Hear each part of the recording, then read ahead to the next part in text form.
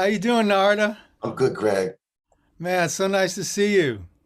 Hey, good to be seen, Greg. Good to be seen, man. Can you hear me all right? Because I heard you asking for a microphone. Is this all right? No, it's all right. Yeah, man. How you been?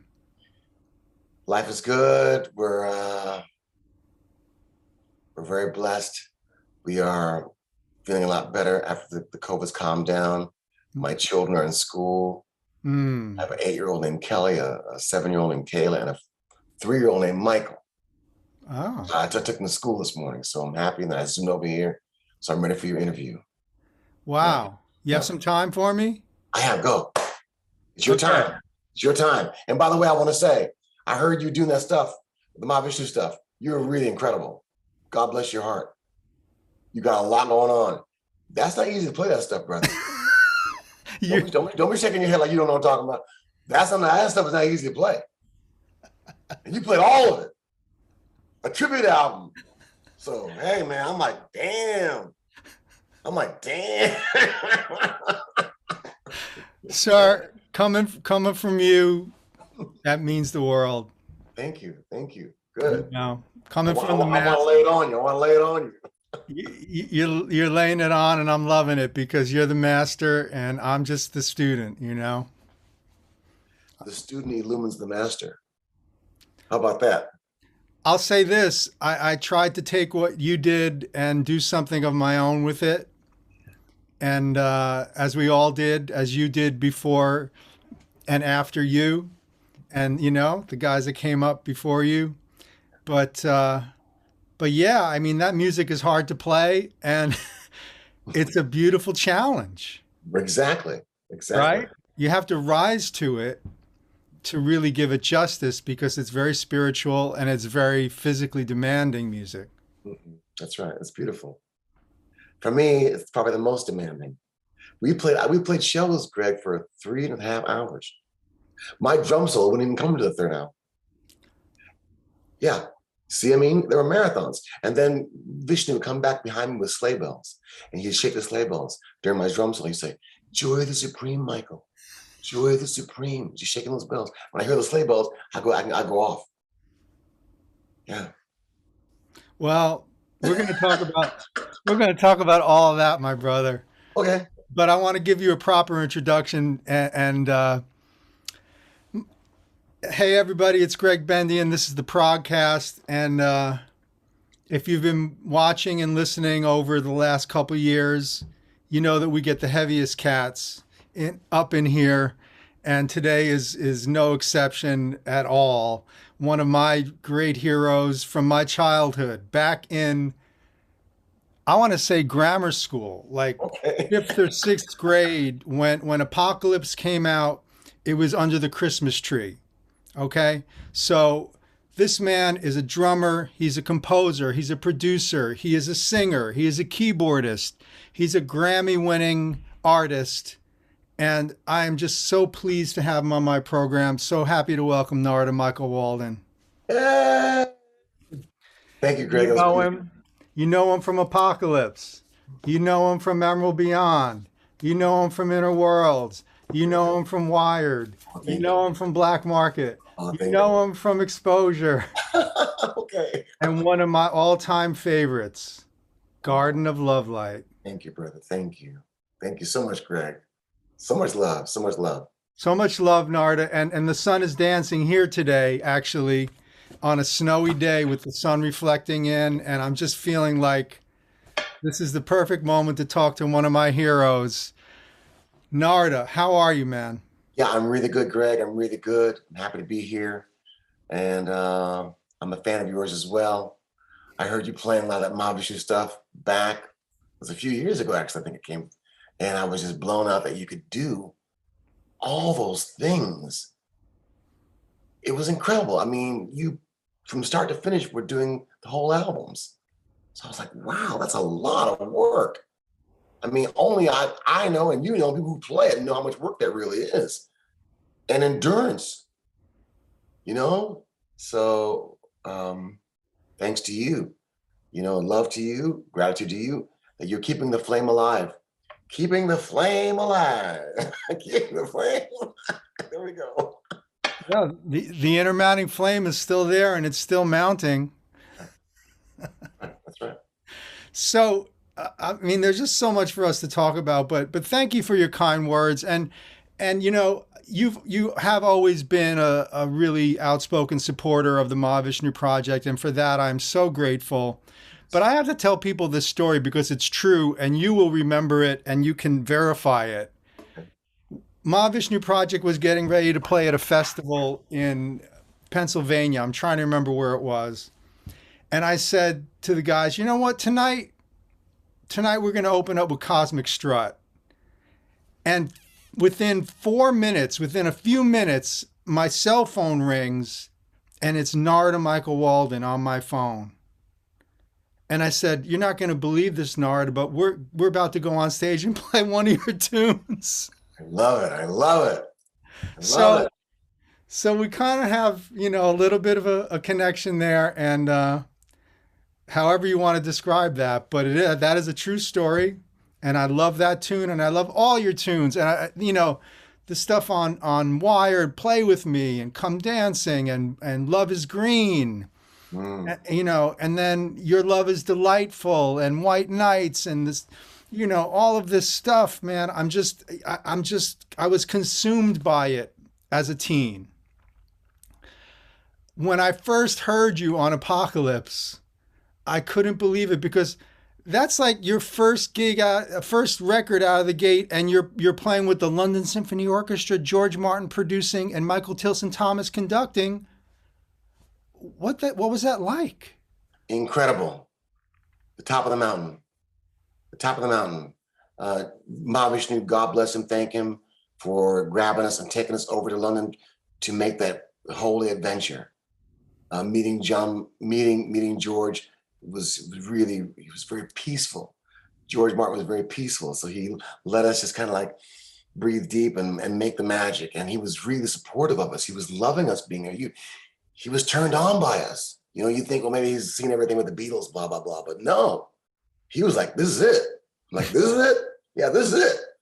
And so then I remember the first day we got there we were set my drums up in the same big room with the strings. And then we started playing, and they said, no, that's not going to work. My drums were completely killing all the orchestra symphony. So then they moved us across the hall. And that became a little challenging, because now I'm in my own little room with John McLaughlin, the rhythm section in there. We have a little TV camera, and then I can watch on the camera Michael Tilson Thomas conducting the orchestra. I can kind of see that out of the corner of my eye. And then there's our rhythm section here. So then in my phones, I had to really rely upon just hearing more than being able to interact.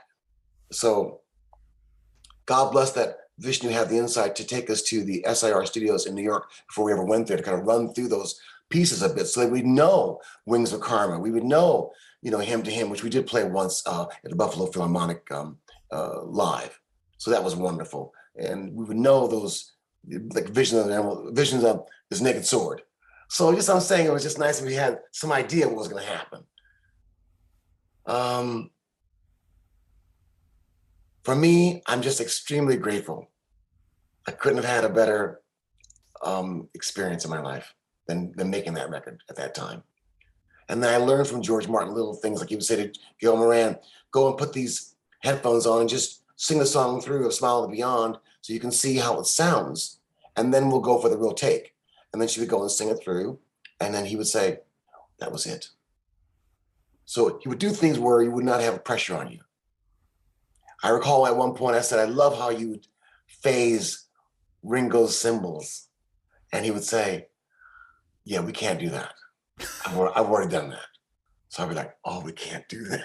Oh, we can't do that. All right. So then we wouldn't, but it would be beautiful. And then Mike Gibbs, for example, the great orchestrator, he would come in to hear the playbacks and be like, because the sound would just be so heavenly in there. All the strings and the fire that John was doing, and Jean-Luc and Ralph and Gail, and it was just so beautiful. So it's very loving. That's what I remember the most. And it was like, I think, a springtime being in London. And I also remember like small things like the kind of cars that would bring us to the studio, the kind of taxis they have over there, really charming. The way they have their breakfast in London is very charming. How they have tomato, a little poached egg, and maybe a little oatmeal, and it was all done very nicely. I also remember on a little downtime, Mahavishnu said, I want to take you to go see a movie. I said, okay. So we walked down the street and he took me to go see a movie called A Day in the Life of Ivan Desnevich. And it starts with a helicopter coming into a concentration camp. And it's the life of this man who's held in a concentration camp one day in his life. But you see how terrible it was for his life. And we walked out of there renewed gratitude that look what we get to do.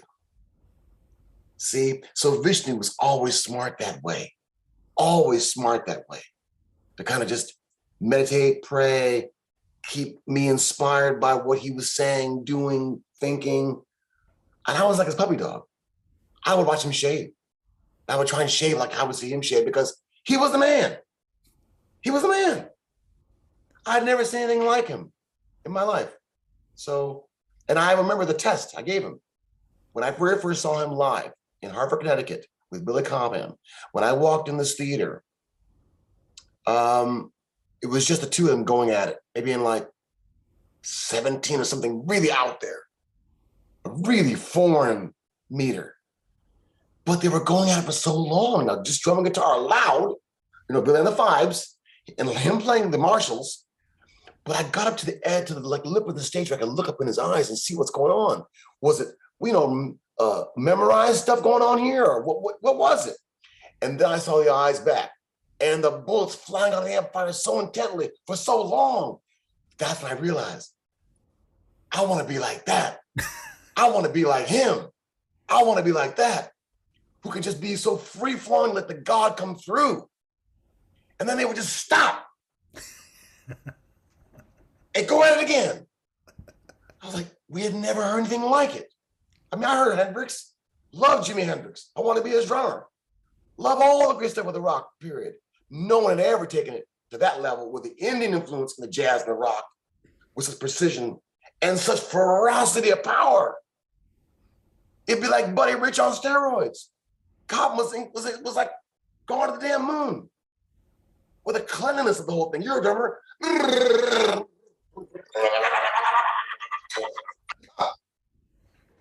So dramatic with it.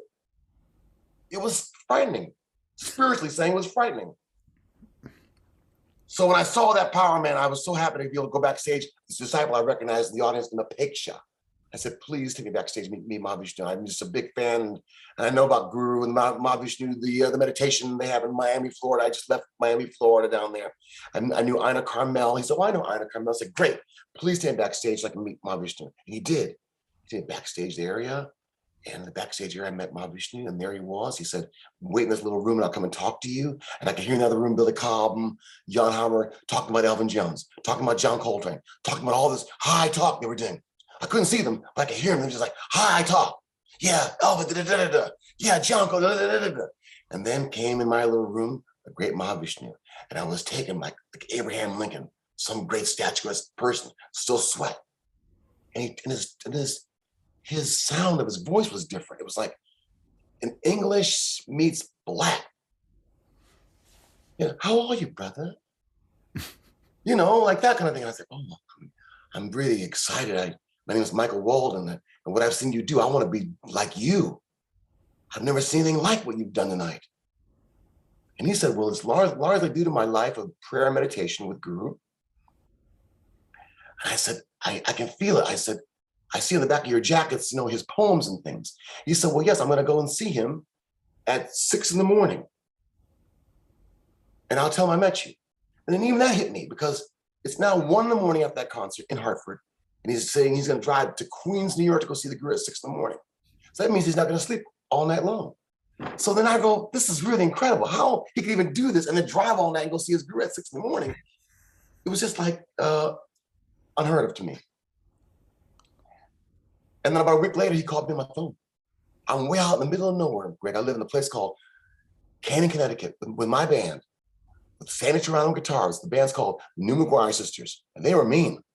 They could play all the stuff. They were mean. Ralph Armstrong, we flew in from Detroit on bass. He was 17 years old, and we had our own barn. we could play loud up there. Yeah. We all had our own little cabins and all that. And I was really, able to kind of just get my strength up. So Vishnu called about a week later after meeting him, says, I want you to go and meet the guru. He said, I can't be there, but I want you to go meet him.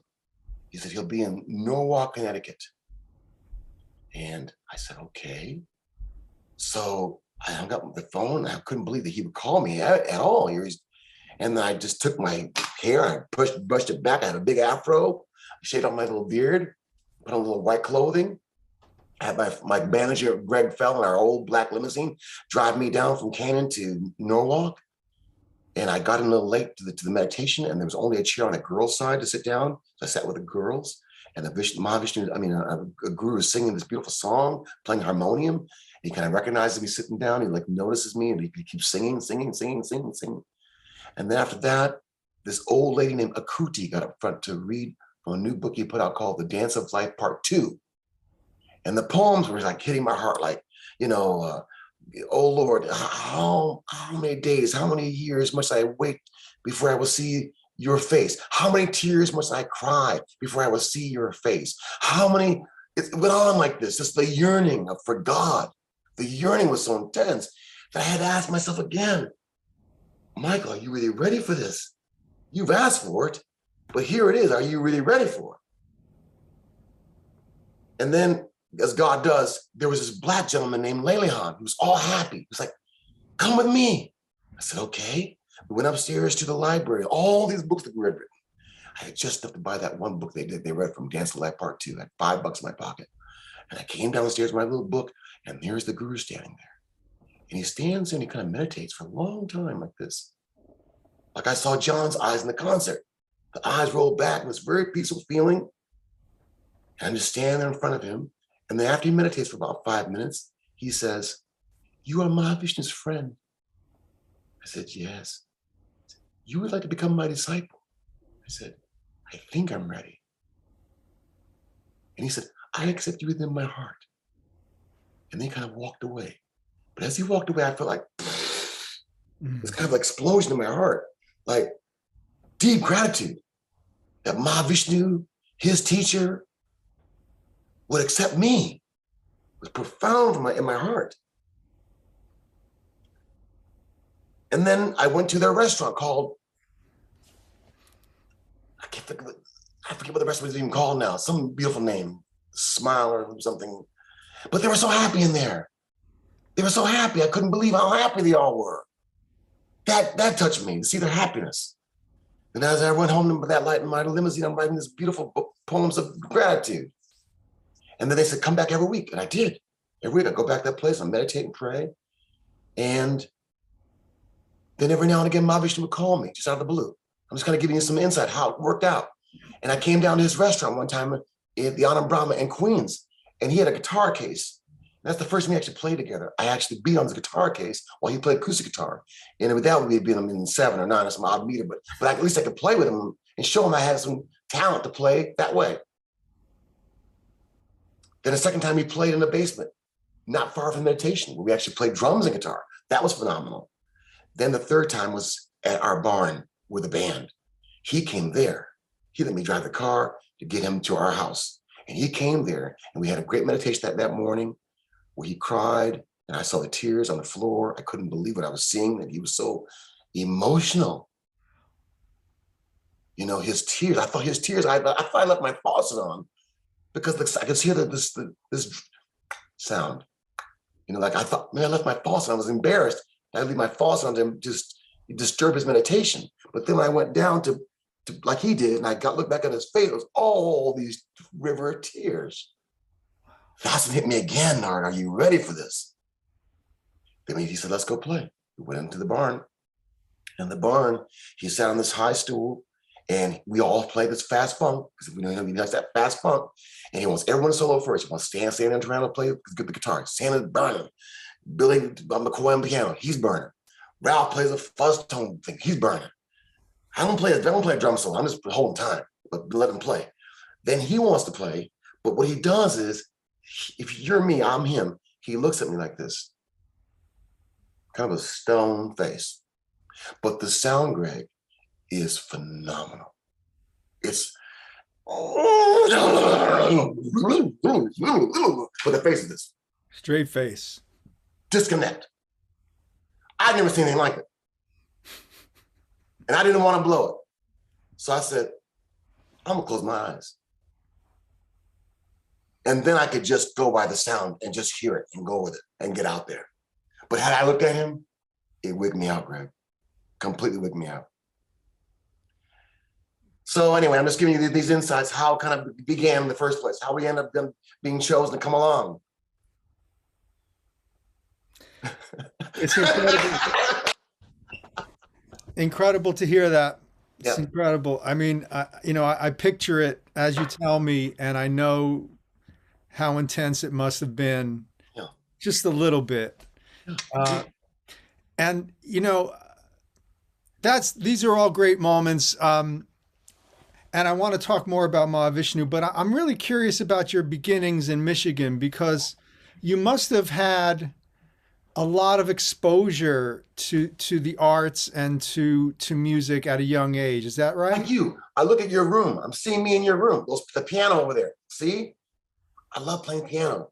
Yeah. I loved all that. Loved hearing all the records. We'd rush home from school to play, Soul Serenade by Kim Curtis. We'd rush home to hear April in Paris by Count Basie. We'd rush home to hear the intro of Johnny Mathis, A Certain Smile. We'd rush home to hear Ray Charles, the live album, live in Newport. We'd rush home to hear the music. So the music was everything for us. And we were raised outside Kalamazoo in Plainville, Michigan. So way out in the country, way out in the country. So nothing to do but play the records, play the music, run and do your sports, your homework. But my dad wanted to be a drummer. So I think that's where I got a lot of the passion. My dad wanted to be a drummer. And my mom, her family is really into the music. They play it, but they also are deep, knowing what's going on. If Cannonball dropped a new album, they had it. You know what I mean? When I was a little kid, they had Nina Simone live at Town Hall. They brought Horace Silver, 6 Pieces of Silver, with Louis Hayes, who was 18 years old playing drums, Senor Blues. They had that. They had anything that I would need to hear. They just had it, like angels. And then my Uncle Travis played piano, behind you. So I played talent shows with him. So that was exposure. Then I found another little kid when I was really about 10 years old. He was 10, named Joel Brooks. He played the B3 organ really well. I couldn't believe it. So we had our own first band called the Ambassadors. And his uncle owned a club called the Ambassador Lounge. We could go in there and play a bit before the main cat come on. So that was exposing for me, really wonderful. It helped me so much to play at an early age. And then I had two great teachers. Tom Carey taught me snare drum, and Bobby Davison taught me a little snare drum. But then around the corner from my grandpa's house was a man named Harold Mason. And he had the blue book of Jim Chapin, of the Book of Independency. And you play ching, ching, ching, ching, ching in the right hand, and then you learn against it, the figure's written out to play against it. That was really cool. And he was so bright, he would say, now the new jazz guys, they aren't playing hi-hat on just 2 and 4 anymore. They're playing chick, chick, chick. So he got me thinking you gotta be really well, coordinated, do different things. He went on to play drums for Stevie Wonder. I saw him come through Kalamazoo with Stevie when I was about maybe 14 now. That was a killer, because he was a killer, and then Stevie was a killer. And the beat that we're into at that time is still hot to this day. Let me play it to you. It goes, ding, ticky, ding, ding, ding, ticky, bing, ding, ticky, ding, ding, ding, ticky, bing, ding, ticky, ding, ding, ding, ticky, bing, ding, ticky, bing, ding, ding, ticky, ding. On the bell of the cymbal, driving like that. Hi-hat, chick, chick, chick, chick, chick, chick, chick. Then Steve would grab the sticks, and he go play it. Ding, ticky, ding, ding, ding, ticky, ding, ding, ding. And then you stand up, and fall off the stool and get him to play again. I was like, this guy's really nuts. That was Stevie Wonder. Incredible energy. So the funk and those beats, man, really are stained on my soul. And I really think that jazz rock fusion, it's part of its love is that James Brown funk, Stevie Wonder bad beats in the fusion. That's what makes it happen. That's what makes it happen, man. Well, it's such a great amalgam of all the best ingredients, right? Because you mentioned records that I grew up with. Okay. See, I was blessed with really hip parents, not musicians, but music lovers, right? That's it. That's it. So, Atomic Basie and Tchaikovsky piano concertos. And before I was even 10, my dad took me to see Ravi Shankar and Alla Rocca. My dad took me to see Stan Kenton. So when you're like spoiled like that, Yeah. nothing else will do.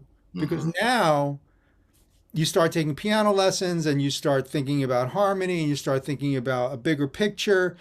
And then at a certain point you say, well, what am I going to do about it? Yeah. Right. What can I say? What can I do? And I want to tell you before I even move on that you were very important to me in that a drummer is composing. They're recording a drummer's songs on this record, and now he has his own record. I mean, that as a teenager, and I was into Spectrum, I was into Billy, I was into Max Roach Clifford Brown. I mean, I was into the stuff, but you were closer to my age than anybody before that, right? So I'm thinking, here's this young upstart doing his thing, and boy, can he write a melody. Boy, can he write a beautiful chord sequence. That I better be able to do that, I better be able to write and play the drums and know what stuff is supposed to sound like and bring it all together, including, I'm Armenian, so I grew up hearing my grandfather's 78s, which are all in 7 and 5 or 10, and so the Turkish and Armenian music was in there. So I was ready for Birds of Fire, which I literally heard at the age of 10 in 73. Wow. We had it on 8-track. Yeah, that's it. And I would go to bed listening to Sanctuary, to try to fall asleep so it would go into my subconscious. I remember that very well. And I also remember, crying during the opening guitar solo of Birds of Fire, hearing the intensity and how John just cuts loose and it's so raw. And it just overtake me. So that music is in there very early. And when you guys come around and it's now the full, I kind of think of it as like, well, the Mahavishnu Orchestra was conceptually an orchestra with Billy, Jan, Rick, and rest in peace, and Jerry. But the second band, the one that you're in, now it's really John trying to turn it into an orchestra by adding strings and horns and making the whole thing bigger and more orchestrated and more arranged and actually more complex compositionally. Let's face it. You guys had to do much more complex music, I think, than the first band. Although that stuff was pretty complex. No, I wouldn't say that. Vital transformation, all that stuff they got into. It's like, oh my God. When I first heard Animated Money playing music, I was in a record shop in Pasadena. It's like, what is that? It gave me the jacket, the Mahavishnu Orchestra, Billy Cobham on drums. It was incredible. No one ever heard anything like that before. I have never heard anything like that before. That funk, clean rolls and hi-hat, all that stuff like that. And him playing the guitar like that, I never heard anything like that before. It was it's also it's cool because it's coming out of military, out of rudimental stuff, but at the same time, it's coming out of funk and it's coming out of Indian and it's coming out of, right? Yeah, it's a mixture, man. Mahavishnu, he's such a genius to do the blues, rock, jazz, but India, so it's all new. Beautiful, just beautiful. So I wouldn't say our competition were more complicated. No, I'm a big fan of what they put down. I'm still dazzled by what they put down. I'm still dazzled. I'm still dazzled by it. But I hear what you're saying. It had definitely elements of complication to it, but very musical. I could follow it. I never felt lost in it. I felt like I could follow it. That's it. Yeah. So we also, you mentioned the physicality of it. And, yes. And of course, Billy was so athletic, yes. when you heard him. And you had big shoes to fill. So you were coming in, man, it's just like you had absorbed the first 3 records. For me, honestly, the live album was the one that pushed me over the edge. So this is what they do in concert because I was Mm-hmm. too young to see them. Mm-hmm. Here's another little funny story. When Apocalypse came out, Mm-hmm. you all played in the town next to me in Hackensack, New Jersey Okay. in 74. I was 11 and I said to my mom, Mom, I really want to go see the Mahavishnu Orchestra. They're playing in the school auditorium across the river. And she said, No, you can't go. There might be drugs. Oh, I see. And we still joke about it because I would have seen you at the tender age of what were you at that point? 18, 19, With Mom, that Apocalypse at 21. 21. 21. I mean, so I missed it by that much. And then I started going to shows pretty much right after that. And I was able to see the wonderful Jan Hammer group with Tony Smith on drums Yes. Yes. And Fernando. and Fernando and Yeah. with Jeff Beck. That's right. Killer, man. So the They were Wire tight. tour came through, our area. I got to see that. Very lucky to have seen that. Huge Jan fan, huge Tony fan. And Kindler, of course, came up with you. Yes, he did. Yes, he sure did. Marvelous musician. Very nice man. He was always young. In our band, he was always the young one. Oh, Yeah. really? Mhm. Yeah. Yeah. Yeah. Because Jean-Luc Ponty was the man. So, Steve just kind of sat back in the quartet playing the parts, He wasn't able to really step out and solo that much. It was really Jean-Luc's domain. So you guys were doing 3-hour shows. Long, three and a half. How did you prepare physically for that? I was young and didn't know. Ah, I just thought that's how it is. So, God gave me the strength to do it. And but I've always been strong anyway. Even in marching band in high school, you march with that snare drum 7 miles. That stuff makes you strong. So I was so happy to have a job playing with the Mahavishnu Orchestra. My God, that it just the time flew by. The time flew by. And then I had to learn secrets because Mahavishnu might say, well, you had to listen more, right? Listen. There's this whole thing of listening. And I learned to kind of watch his body. I often tell the story about watching his body really helped me because he plays so beautifully and his body would move like this. When his body would get this little move on, I would encourage that movement, whatever it would do to make that movement can grow like blowing a fire, like keeping this fire. And then that fire would then rock would get so strong on him that the notes would be like bullets flying, just flying with so much intensity and cry. Like he's speaking to everybody, his love of God, his love of the universe, his love of humanity. And so I would just do whatever I could just to support him. And those would be the shows he would say, you were great tonight. So I had to learn that. Yeah. But I also want to say 2 more things. My guru was very instrumental. He said to me, do not compete with Billy Cobham. Compete with yourself. Be the best of you. But do not compete with Billy Cobham because you can never beat or compete with Billy Cobham. none of us can. Yeah, but compete with yourself. So that was something I had to really pray on, meditate on. And that helped me a lot. And then Vishnu would say things to me like this: which horse is stronger? The horse that can run down the mountain the fastest, or the horse that can run periodically and stop on the way down the mountain? And I would say, the horse that can stop periodically down the way. Might say, you're right. Yeah. The power of restraint. The power of restraint. The power of restraint. So he was talking like that all the time. Then, before going on stage, what's he listening to in his Sennheiser headphones? Elvin Jones and John Coltrane going at it, hardcore. You could hear it. This is how he got hot for the show. It was either that or some intense Indian music. But 9 out of 10 times, it'd be Elvin Jones burning. And we walk on the stage.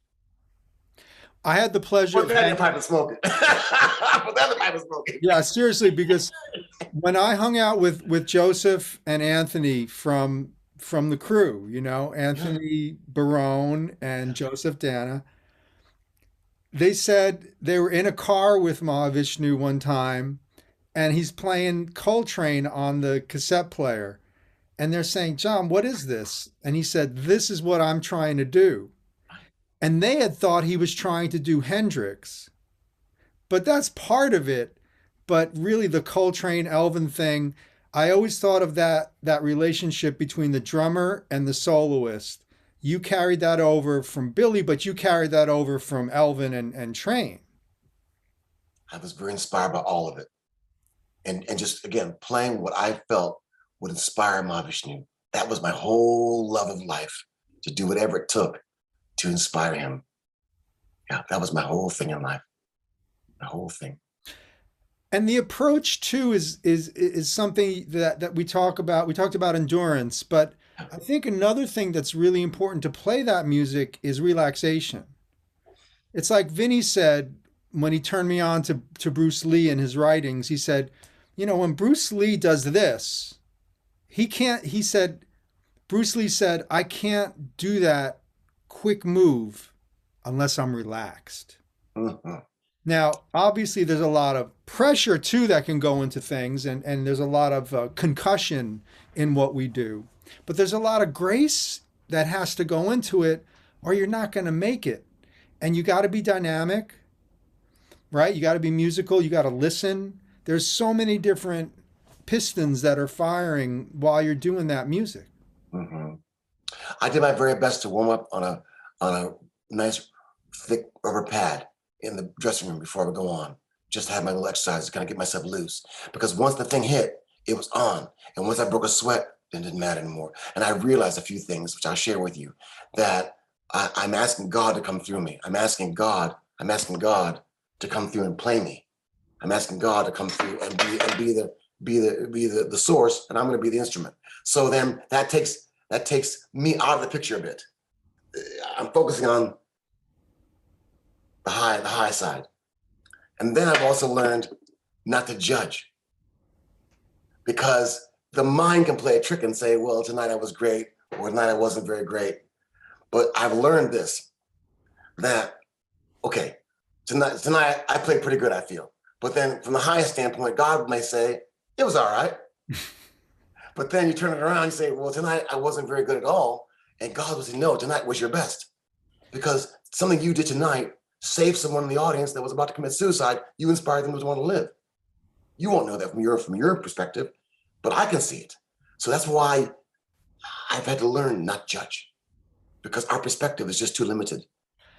I agree with that completely. You don't really know what it is that you're doing. I mean, if you've given yourself over to the music, that's what I'm saying. You're kind of conduit, and you're kind of trying to let it come through. And even John said to me at one point, I just try to get out of the way, Gregg.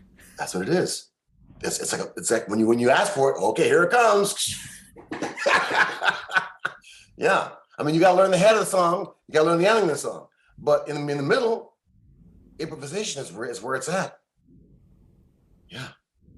In all those pieces, improvisation was where it was at. And that's why I also love Jimmy, because Jimmy prepared me too. When you listen to Jimmy with Mitch and with Buddy Miles, especially on a piece called Machine Gun, how Jimmy just took it out there on Machine Gun. Oh, Lord. See? So I love all that. I love all that. Machine Gun and Power of Love and that whole band of gypsies is really kind of my favorite Hendrix. I know. See? There you go. And it's a shame that people couldn't handle an all-black rock band in 1969, or what year, whatever, it's 70, whenever that was, toward the end. And did you get to see Hendrix? No, and I wanted to be his drummer. And then he died the year I graduated high school. Yeah, I never did see him live. I never did see him. But I became very close friends with his father, Al Hendrix, and his sister Janie later in my life. And with Carla Santana, I helped get back the publishing company of Jimmy's music back to the family. Because when I met Al, they had nothing of Jimmy's. A little bass guitar amplifier. He had nothing of his stuff. So we helped hook that all up. Oh, so I'm very happy about that. But I love him, obviously. And he's my teacher. And I tell you another thing that I always say.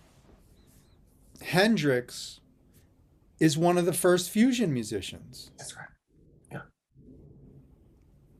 Bringing it together, bringing the R&B, bringing the soul, bringing the blues, bringing the rock, bringing the jazz. Then John comes along, takes that, and mixes it with his own genius and an Indian love, and it becomes another hybrid, which is what we fell in love with all over again. And I needed in my life meditation and prayer.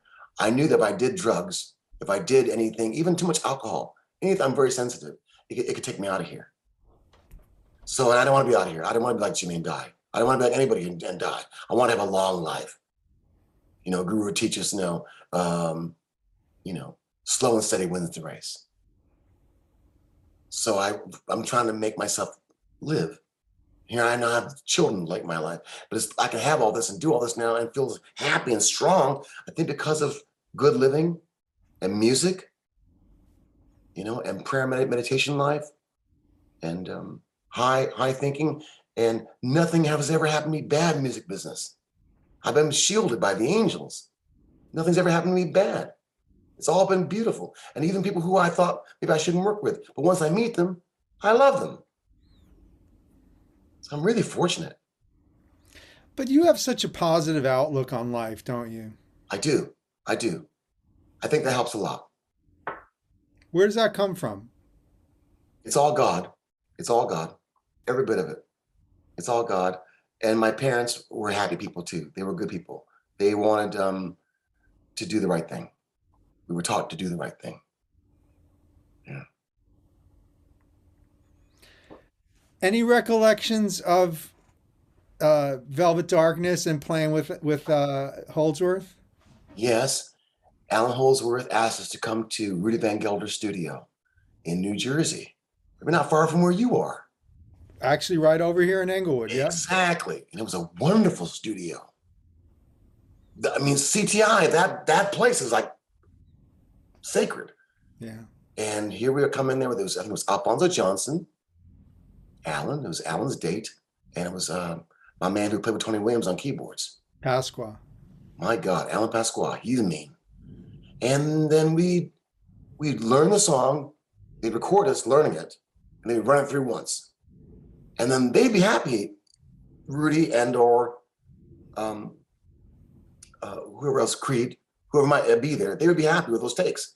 They would want us to move on. And Alan would want to do another take. And that was some of the frustration. They would say, move on, So we go on the next song. We learn it, record it. And then maybe you want to do another take, and then I'll move on. We ended up recording almost, I think, the whole album in one day. And that's what I remember. I had fun. I enjoyed Alan's pieces, and I enjoyed working with him. But I could just see he was very humble and kind of like laid back in a country of America where you got to be kind of like take the bull by the horns. It's just the nature of the beast. Then I found out later on he really didn't like that album. I guess I heard him saying in some interview or something. But from my side, I enjoyed making it. It was a lot of fun. Yeah. But yeah, you had burst onto the scene through Mahavishnu, and then all of a sudden you're working with all these different cats. I mean, for a minute there, you're in Weather Report, right? I was asked to be in Weather Report after I recorded a piece called Black Market. Chester recorded it, and then they loved Chester's beginning, how it doom doom doom doom doom doom, and how Chester played the intro. But then they had me play it, and then they spliced me in from dun dun dun dun dun dun dun dun dun dun dun dun dun dun, and it's on. And then it's a jam session, and here I'm watching Wayne, like Junior Walker style, play that funk. I was like, damn, I'm in Battle Creek, Michigan now. I was going at it, man. Like, all right, let's go. But that's what it was. That was Black Market. Then Joe said, well, if you can join the band and bring a bass player, because I think Alphonso Johnson is gonna lead the band. I said, well, I don't know if I can join, because kind of privately, I told Tommy Bolin I might do some touring with Tommy Bolin. I want to do more of a rock thing at that time. Right. And but I said, I think I have a bass player. My friend in Miami is Jaco Pastorius. Joe said, I think I've heard of him. So why don't we fly him in and have him play a piece with us? So we flew Jaco in. And then Jaco gets there the next morning, and Joe breaks out this composition called Cannonball. And it's an incredible piece of music. And as he's teaching Jocko the song, Jocko, because he could play everything, starts playing these things. And Joe stops and says, don't play that shit on my song. So Jocko has to adjust his attitude. And he does. And what I do, I say, Joe, just play the song through once for me by yourself. And he does. I take it on my cassette recorder, which I always do at that time. I remember recording the cassette, go in the hallway for 10, 15 minutes, do a quick study, memorize it. Then I can come back and kind of know what to expect and then play it. And that's what we did. And that became the song called Cannonball. And that was his audition. He then joined the band and I went on Tommy Bolin. Because I wanted to have a rock and roll experience. The Fusionary world was incredible, but I kind of missed the other side of it. Yeah. And Tommy Bolin was a force at that time too, right? He was on fire, man. I mean, I knew about him through that band called Zephyr. And then when the Spectrum hit with Cobham, he was mean. I was like, okay. And then I think I went down to Jimi Hendrix's studio and cut a piece called Marching Powder live. And this is my first time playing with Jan Hammer in the studio. David Sanborn, Stanley Sheldon on bass, Sammy Figueroa the Great on congas, Dennis McKay, the engineer, producer, co-producer with Tommy. And Tommy kind of showed the piece and we just cut it, I think, once or twice, and that was it. But it was just nice to play with him because he was like, I could relate to again, kind of like Jeff, more on the bluesy, taking your time, not trying to be all like a billion notes, but just like easy about it and bad. Expressive. So I understood it. You know, more high school vibe than professor, more high school. You know, we will get it on the back of the car feeling. And I loved all that. So, and then he said, well, I might go on tour. Would you come and tour with me? I said, sure. So that's how that all kind of came about. And we did tour together. It was lovely playing with Tommy Bolin. What was the Bolin band at that point? The Bolin band became a brilliant band of Mark Stein from Vanilla Fudge, the organ player and singer, who had rearranged, set me free, why don't you, baby? Get out my life. That cat. I was like, damn, okay, come on. Him, a guy named Reggie McBride, who played bass with Stevie Wonder. He was cold-blooded. I brought Norma Jean Bell, who played the sax with Ralph Armstrong and Mahavishnu Orchestra and all of us. And she could sing and play great. And Tommy and myself. That became our band. And we had a nice rehearsal in LA for about a week time. We kind of learned everything and kind of be loose about it. We went on, played some great shows together. Winterland Ballroom up here in San Francisco and out there in Denver and New York and a lot of places. But then it ended up in the Bottom Line, where Tommy got in over his head with some alcohol, whatever it was, and couldn't stand up very well. I had to lean back on the pillar. And I didn't like it because New York was my home, where people come to see me play and see us play. And I just didn't want to be like that. So I realized maybe I couldn't stay in that band any longer. Not because I didn't love him, but it wasn't good for me. I'm coming from meditation spirit and there's other things going the other way. So I had to leave it. Yeah, it was tragic how it worked out with him, really, yeah. But I love him, and we were very close. We talked a lot about meditation, a lot about good life. He had it all going on. It was wonderful. Yeah. Love him in heaven. How did you end up working with Jeff Beck? Another great story. Mahavishnu Orchestra had just released, I think, the second album, Visions of the Emerald Beyond. And Jeff Beck was on Blow by Blow, Heat, and was packing them in, man. And we came together and toured Australia, Europe, and America. We played Avery Fisher Hall. And most nights, we would do a jam together with Bernard Purdy, his drummer, Norbert Bascom, his bass player. Is that right? No, Wilbur Bascom, Max Middleton, yeah, and Jeff, and then our band. And we just jam it, have fun together.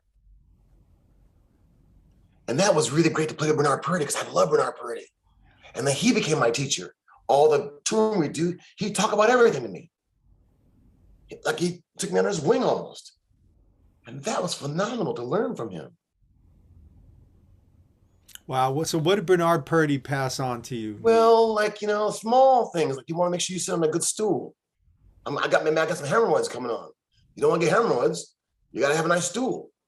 And he had one of those kind of like those bicycle stools. Yeah.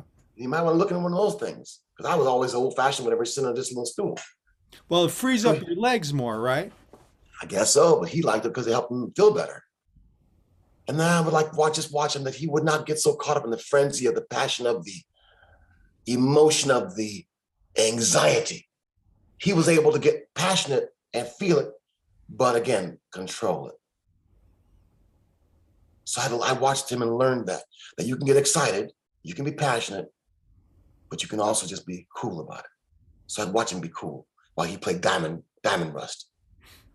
You know, the little thing at 5, he was just swinging it. It didn't matter what happened. He'd be just in his pocket. He'd just be in his pocket.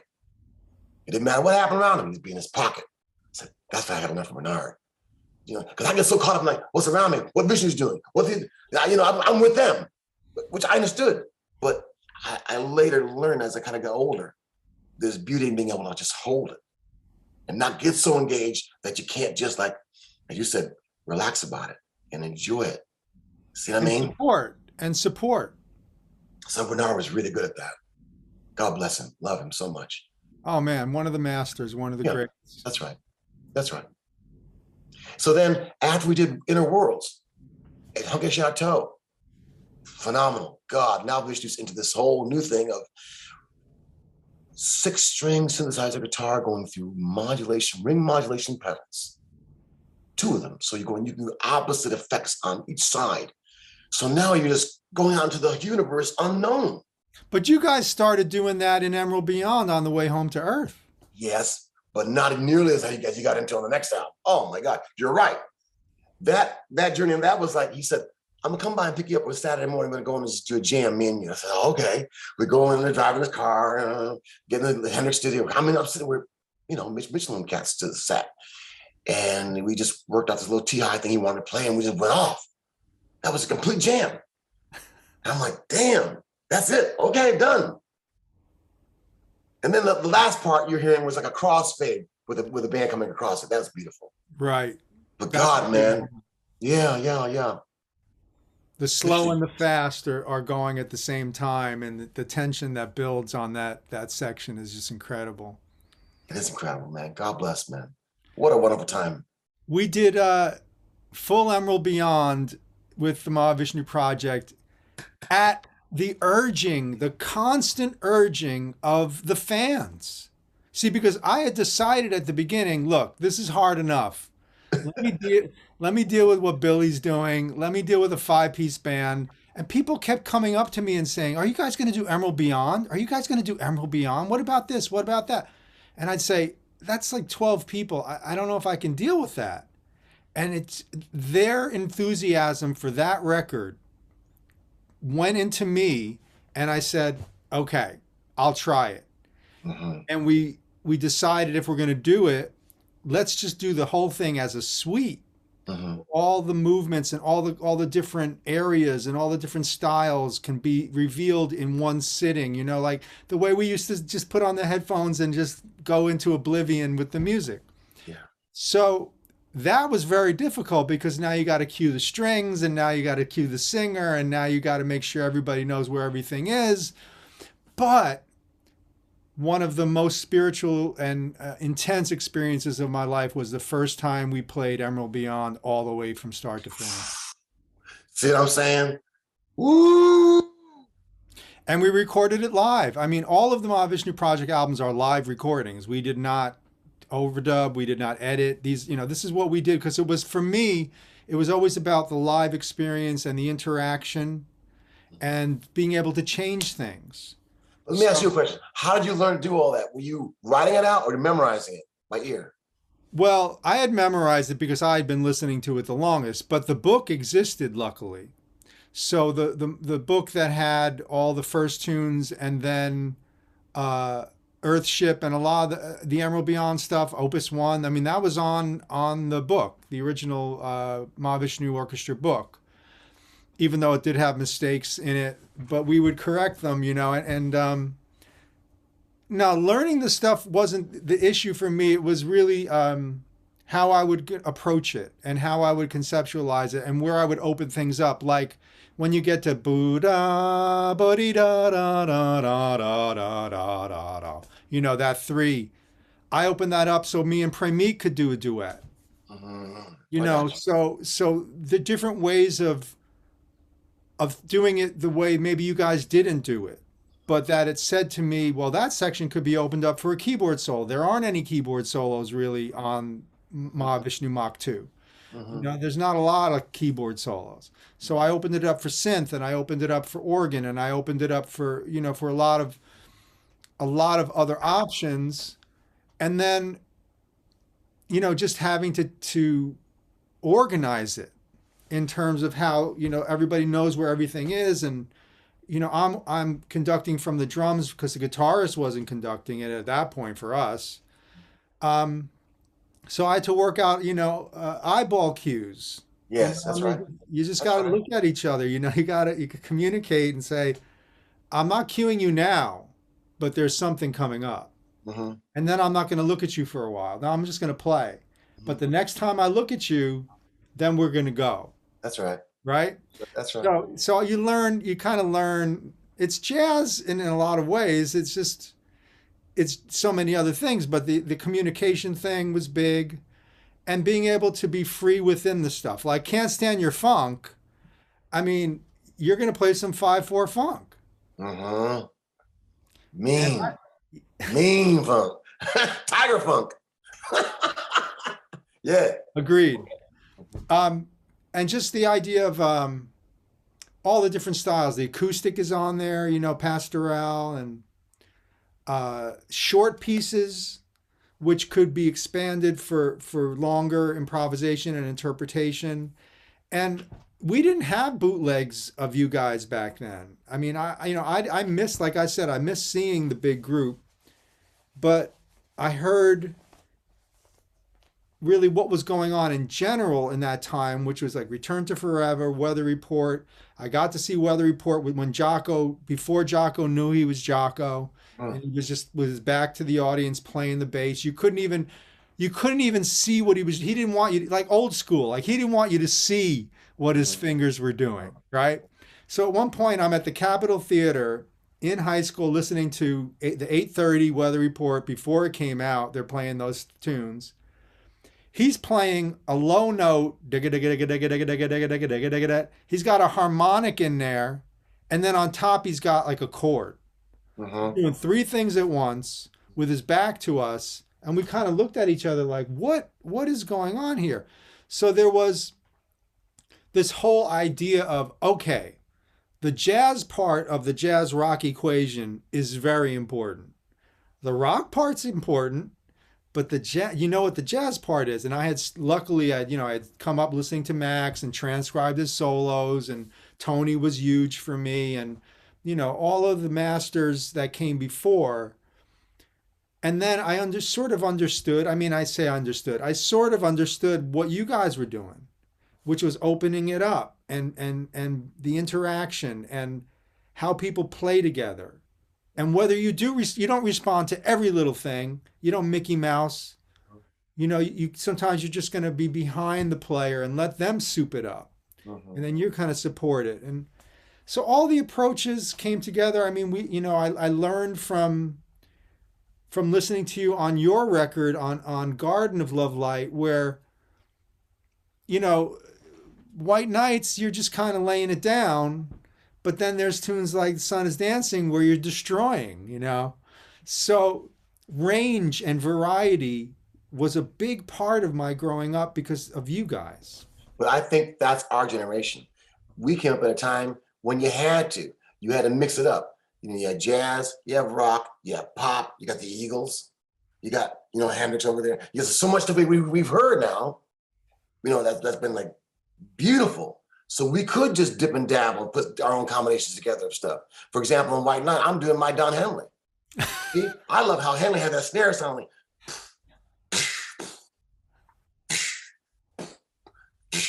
it's like a Cadillac door slamming. See, I love that, you know? But on Sonny's Dancing now, I can be more, you know, the school of free and bring it out and let it go. And then, and majestic too, the theme. Ba-ba-da-da, ba-da-da, din-din, you know. Yeah. Woo! Yeah. Sanchez. And I'm very proud of the band. David Sanchez, great. Raymond Gomez, genius.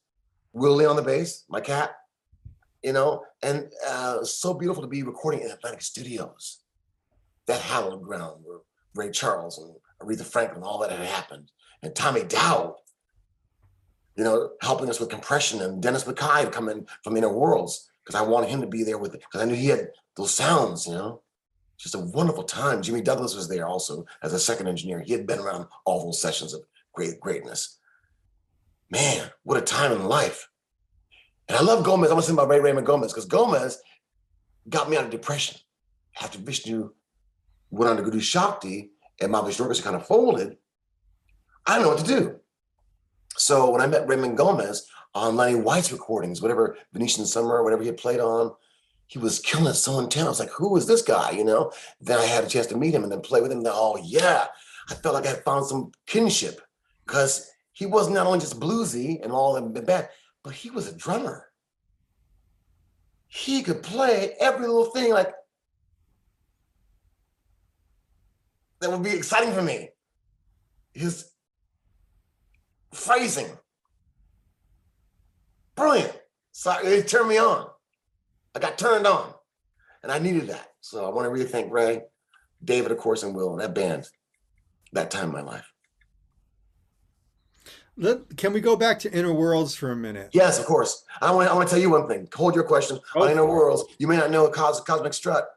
That was the first piece I've ever had on a record that I wrote, but it was cut on me on clarinet with Mahavishnu, Jean-Luc Ponty, and Ralph, and then I overdid drums, which I thought was, I'd never done anything like that in my life before. Did you did clavinet first? Yeah. Was there a click? No. Didn't need one. Didn't know about a click. At that time, Mahavishnu Project didn't know about no clicks. Oh, the click was in here. Yeah, exactly. I didn't know about clicks until later, but the following year. Yeah, Cosmic Strut, man. I mean, what a beautiful tune and so much fun. And yeah, the fact that you got a tune on the second album already. I mean, you've been in the band for what, a year? I think so. Yeah. Yeah. Mahavishnu was very, very kind to me, always kind to me. He gave me his roads, the same roads he wrote Birds of Fire, all that stuff, you know, the Hymn to Him, all those, that was in his basement. He let me have that roads. I've got it here now. That's on that roads I wrote Cosmic Strut. On that same roads I wrote Way of the Pilgrim. On that same roads I wrote a lot of my music. So he's been always, I have the Boogie Amplifier, his first Boogie Amplifier, he gave me that. He was very, very generous to me. And one time we were out doing this concert in Finland, somewhere far, far away. We were opening for Tina Turner, big show. And he gave me a Lapland Zenzuli watch. I'll never forget, it was the most beautiful watch. And I put it under my chair and we played the show. And when the show was over, it was gone. I felt bad about that. He's always been extremely kind to me. So I had Stu Goldberg on this program. Oh, okay. That's nice. And, you know, I hit him with some questions about that Inner Worlds record, because it's such a bizarre and unique record, because it goes so far out, but then it comes in with acoustic numbers that are just very calm and beautiful and serene. Yes. And it reflected so many different human states of mind and so many different emotions. And he also, Stu told me something that blew my mind, and maybe you can refute or confirm this, but he said you took about 4 or 5 days just to work on the drum sound. Don't know how long it was, to be honest with you, but I do know it was a kind of situation where Dennis McKay, our great engineer, co-producer, was very fastidious. And I wanted to make sure that the drum sounded right, because what it was, you see this door behind me? My drums were set up by not a door, but like 2 big windows. they were open. You could see the whole outside pasture. So the sound was not like enclosed. There was big windows behind me. So, and then in a big room. So I wanted to make sure that if we wanted to keep the windows open, because we're on this big pasture in France and outside France, that the sound would be like, you know, in your face enough. So we worked on that. I don't know how long it took us, but we got a great sound. It's one of the classic, one of the best drum sounds. Doom, doom, doo-ka-doom, doo-ka-doom.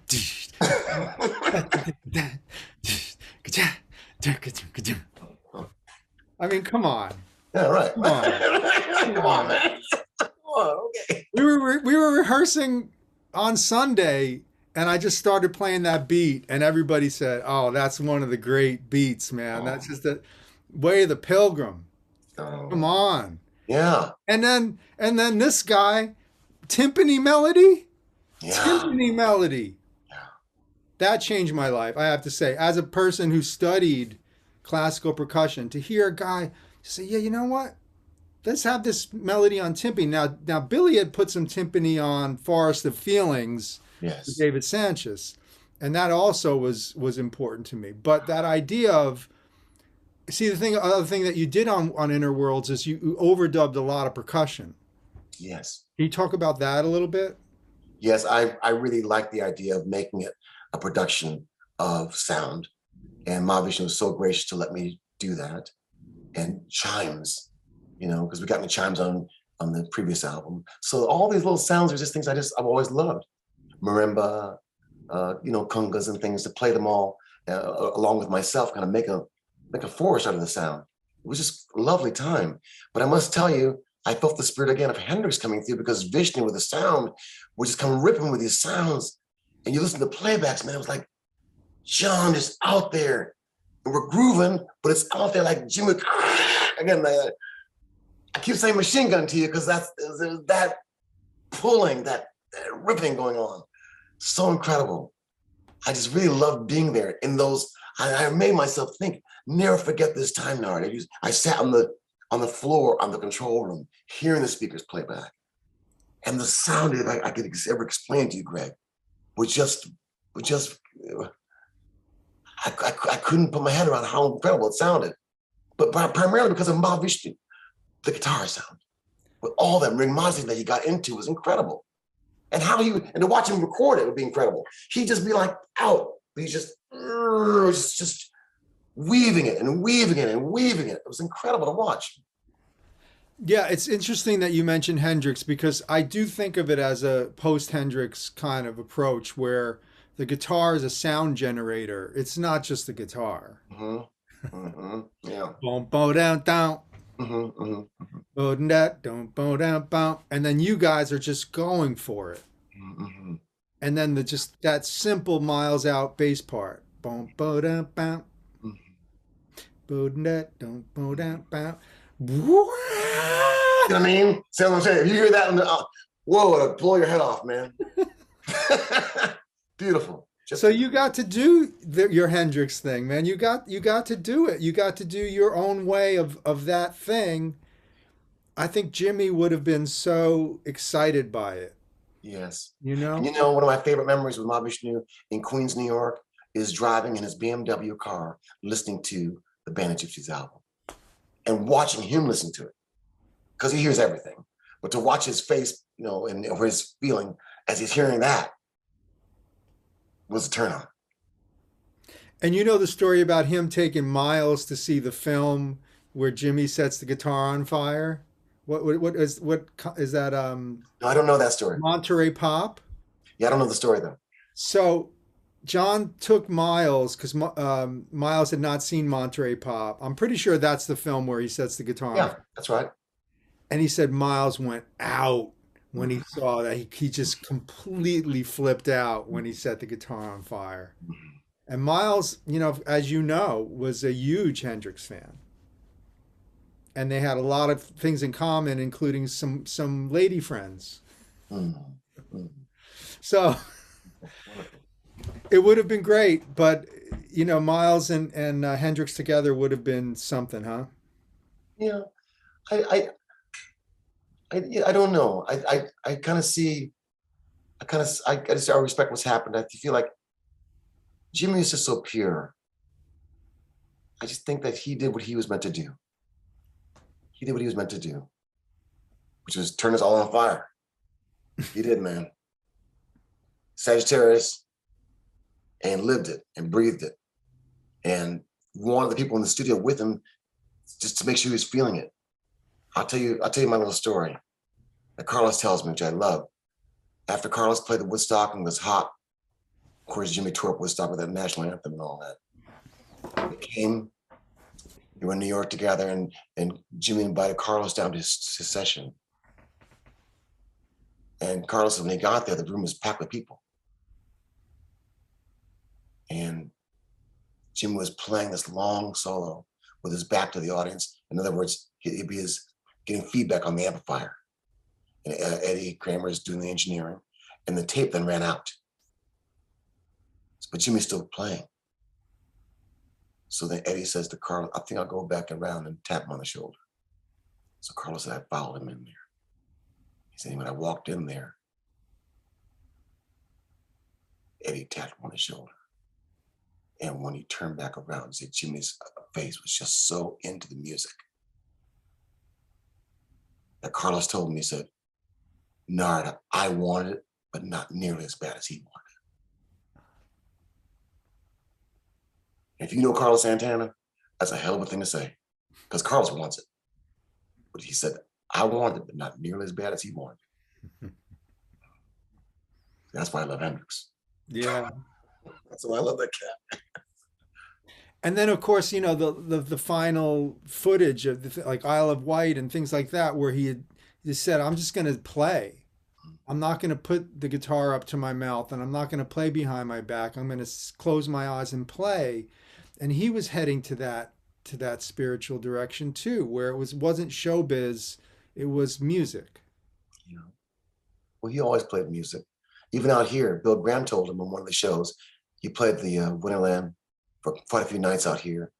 And Carlos told us that, you know, he was doing all his stuff, all the antics. But then Bill said, just stop doing that for one show and just play the blues. So Jimmy did. Played really incredible, just blues. And then asked Bill afterwards, are you happy? Did I do it the way you're happy? Are you sure you're happy? Bill said, oh, I'm ecstatic. It was great. And then Jimmy went right back to all the guitar behind the head, all over again. That's who he is, man. That's who he is. Yeah. But let's say something about Mitch Mitchell. That's a cat. See, that cat turned the world upside down. I love him. So when you heard Are You Experienced, what did that do to you? I first heard Purple Haze on radio, on AM radio. AM. Oh yeah, it was AM radio. And I just loved that. I thought, wow. I thought it was around the same time as I loved The Who with 8 Miles High, all that kind of same vibe. And then Are You Experienced? We got more deeply into it. And Third Stone from the Sun. And of course, the Foxy Lady. And started realizing the depth of this guy. Hey Joe was a hit for him in the UK and all that. But it was really the second album that knocked me flat. I went to this guy's house who had a great stereo, where the stereos are, you know, KHAL with the speakers there, separated. So you can really hear the separation of the sound moving from speaker to speaker on the entrance and all that. And how deep they got into the sound. It was incredible to me. So I don't know, man. I just was blown up by Mr. Hendrix early on in my life. I was still in high school. Yeah. I'd be like a freshman, sophomore, going to junior, and then he died in 70. It always amazes me that Eddie Kramer was able to capture that. Because he did a good job. But I have to also give it to Jimmy, because I think Jimmy also knew what he wanted to sound like and worked hard with Eddie to get it to sound like that. I think so.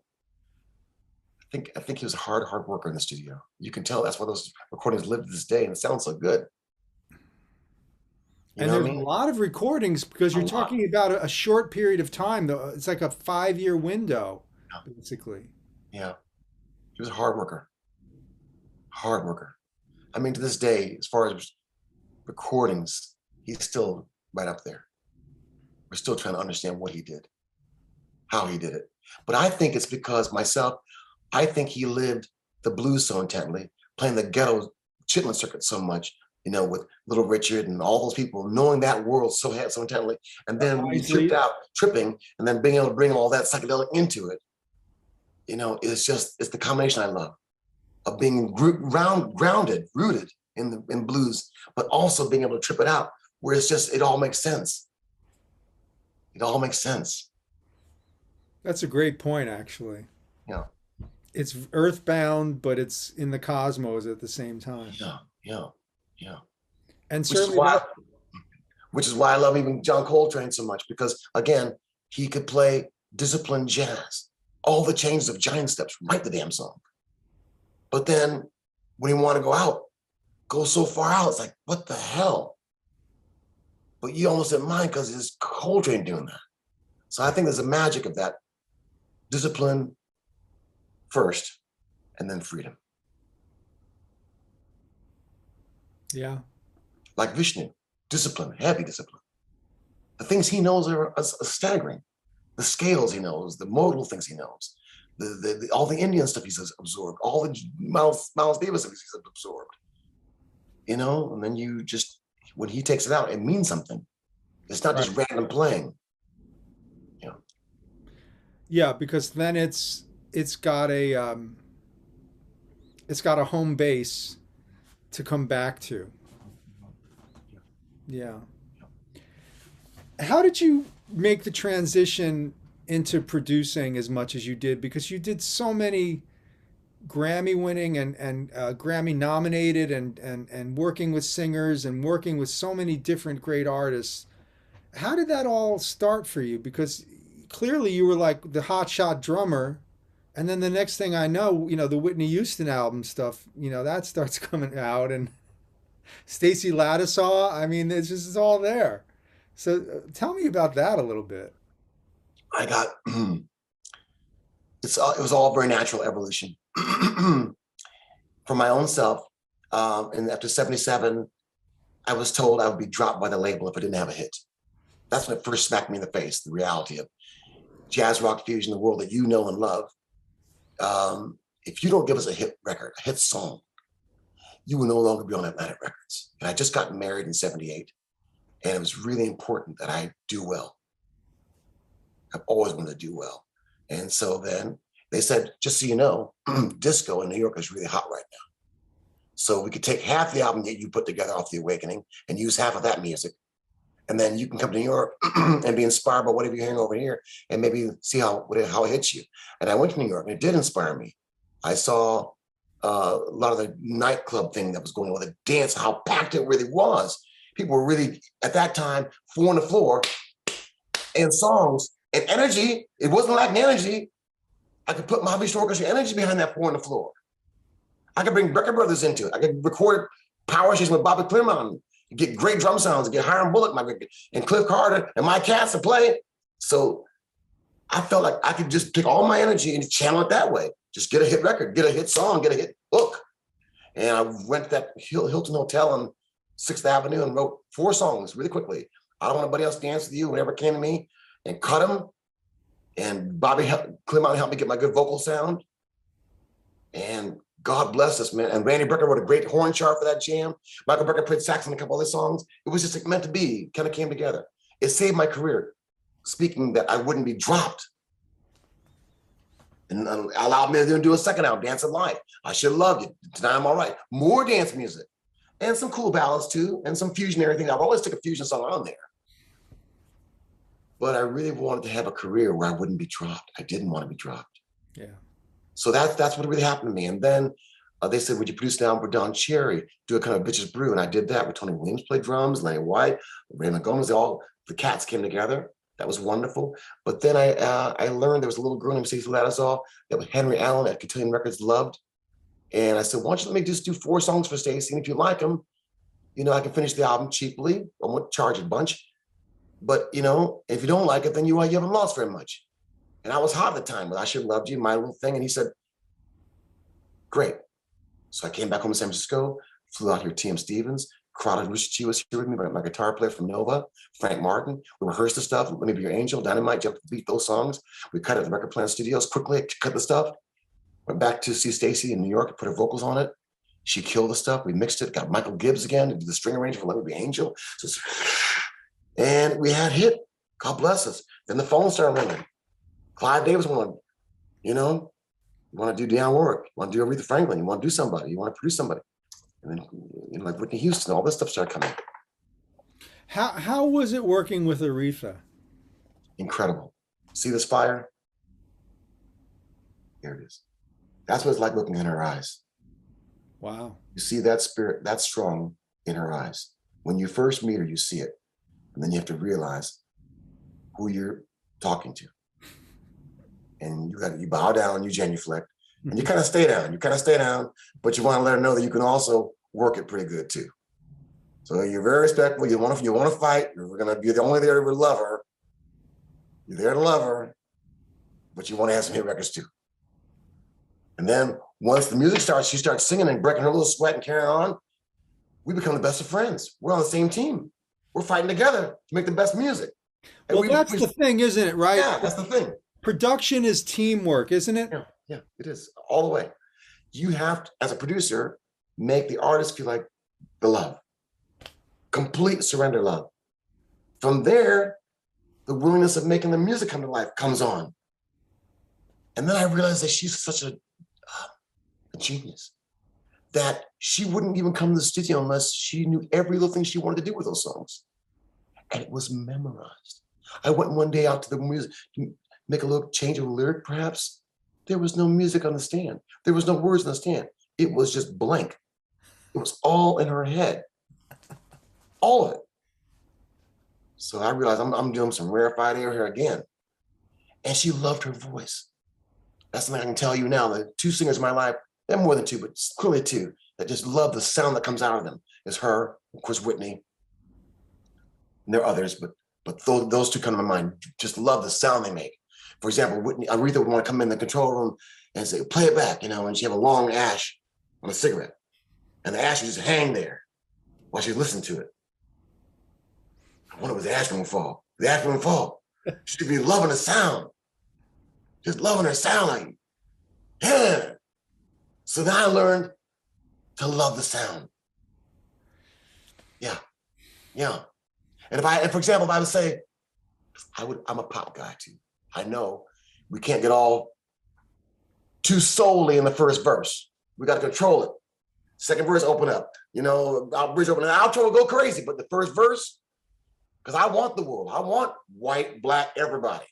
So calm it down for the first verse. And where she might be like taking too many chances to me in the first verse, I might say to her, I might need another take of the first verse. She'll say, well, why? I said, well, we need a couple more choices of this line here or there. She said, all right, I'll be nice to you. I'll give you what's called a straight reading. I said, what's a straight reading? She said, straight reading is where I go and sing it again, more to the melody. I'll give you another take. Oh, great. So she'll go back in and she'll sing it a little bit close to the melody. It's less ornamentation, right? Less ornamentation. Let's ad libby, a little more, But inevitably, when I get back home here to comp and put it all together, I gravitate to what she first wanted to do because it was right. Her little blues thing she wanted to do, it's cool. Because the chorus is strong, be so strong, it'd be all right. And that's what I've also learned through production, how important the chorus is on these songs.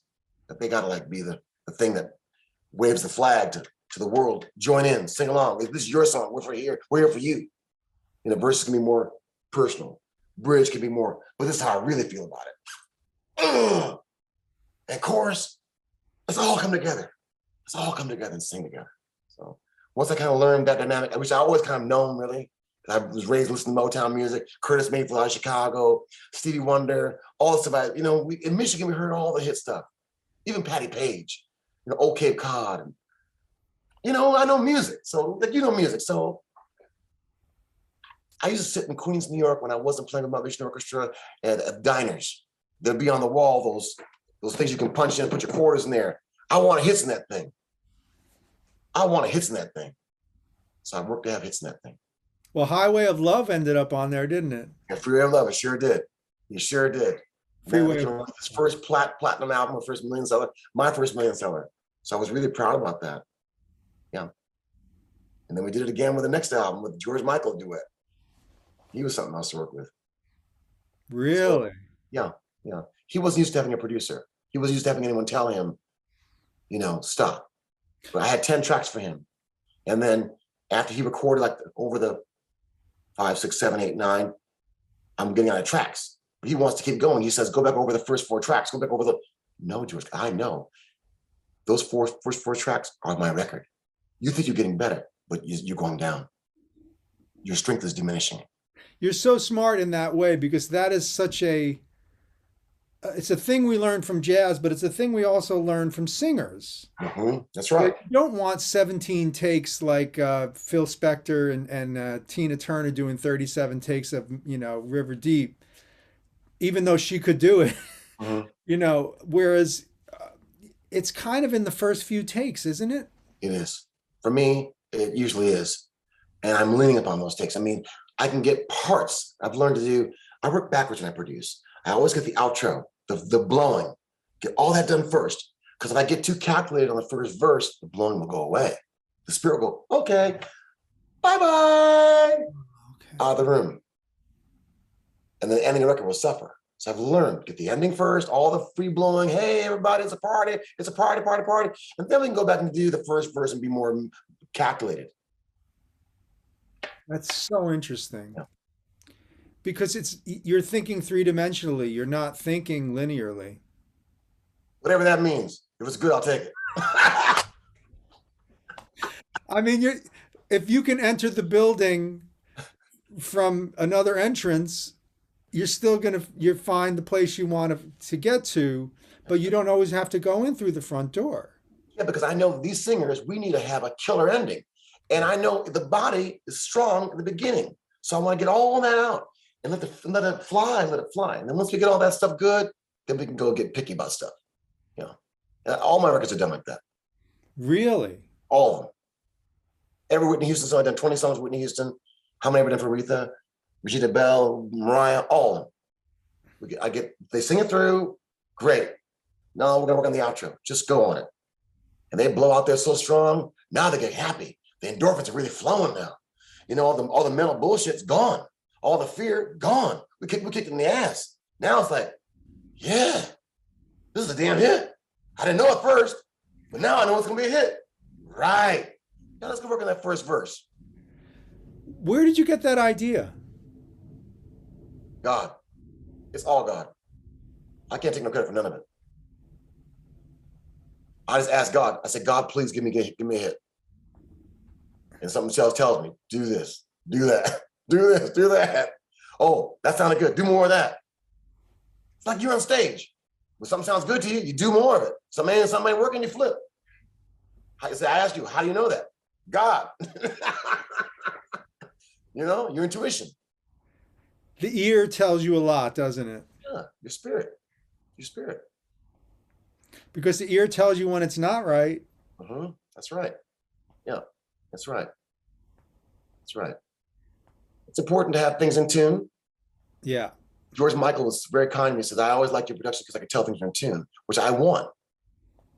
But I also want them to feel good too. So I try to find the balance of being in tune in soul records and, great singing and all that, but also having feeling. And I found the hardest thing in the record was the ballad, Where Do Broken Hearts Go, which Whitney may not even like that song. But I cut it. Everything I ever did, I would always cut it first, get a girl to come and sing it the way I wanted her to sing it, so I could show her the difference of what the demo was that she didn't like. What I wanted her to do on her version. She go, oh, well, now I'm starting to understand it. Because we funk it up, we soul it, we black it up, we make it for the juke joint, we make it for the little hole in the walls nightclub. You get your drink on, and chick got a hole in a nylon.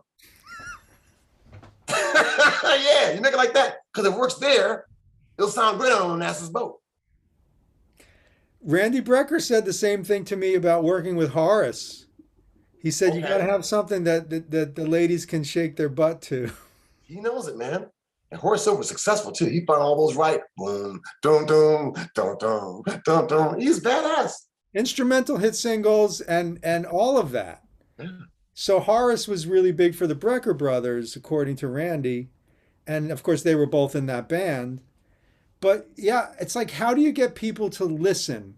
And I always say the first thing that you give them and the last thing that you give them are the most important things in the piece. When you're producing, you want something that's going to draw people in, but you also want to leave them with something that's going to have them still thinking about you. Mm-hmm. That's why when Whitney got into this, say you want to dance, don't you want to dance? Say you want to dance, dance. Say you want to dance, don't you want to dance? Don't you want to dance? Oh, don't you want to dance? Say you want to dance. Bam.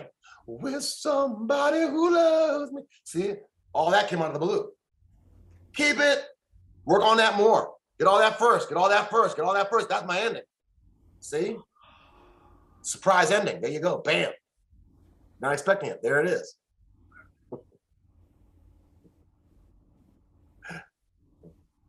And you also have to know when to not overproduce, right, Narada? I don't know about all that. All I know is I'm just trying to do what I do. Some people say, oh, that cat, everything he does sounds overproduced. I don't know. I'm just doing what I like. Some people think Phil Spector's overproducing. Hell, it sounds good to me. See what I mean? Everybody's got their own take on things. If it's a hit, it worked. Right. You know what I'm saying? Richard would say, did they laugh at the joke? Yeah. Then that's all right. Right.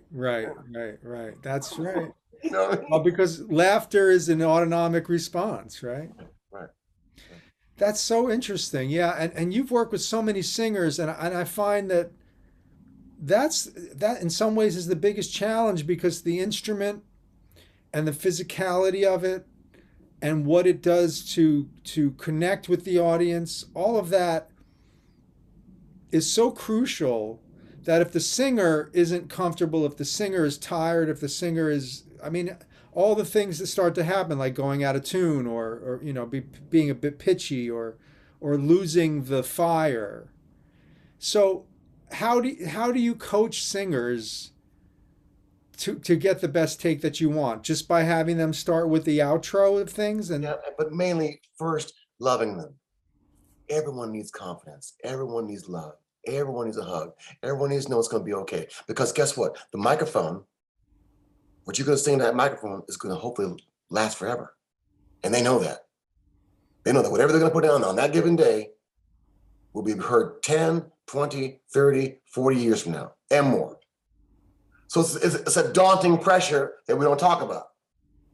So, how are you? Hug me.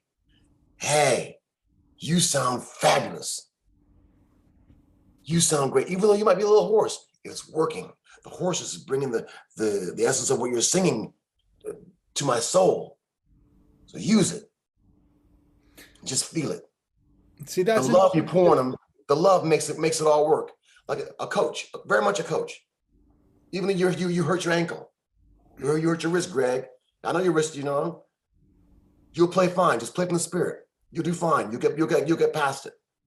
I coach you that way. Same thing in the studio for singers. They need that same coaching. I don't care who they are. And then if it's Aretha, who loves the sound, when she hears the playback, she goes,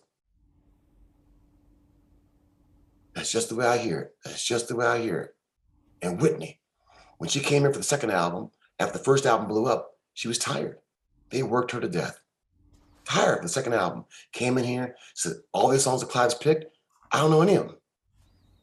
I said, what song do you know? She said, I know that Isley Brothers song, For the Love of You. So let's start with that then. So I had already cut it, all the blueprint and stuff done. And so we put it up and she starts to sing it. And then we got into was stacking her voice, doing all the harmonies. 10 voices on this side, 10 voices on that side, 10 more on that side. So she could hear herself be like a legion of angels.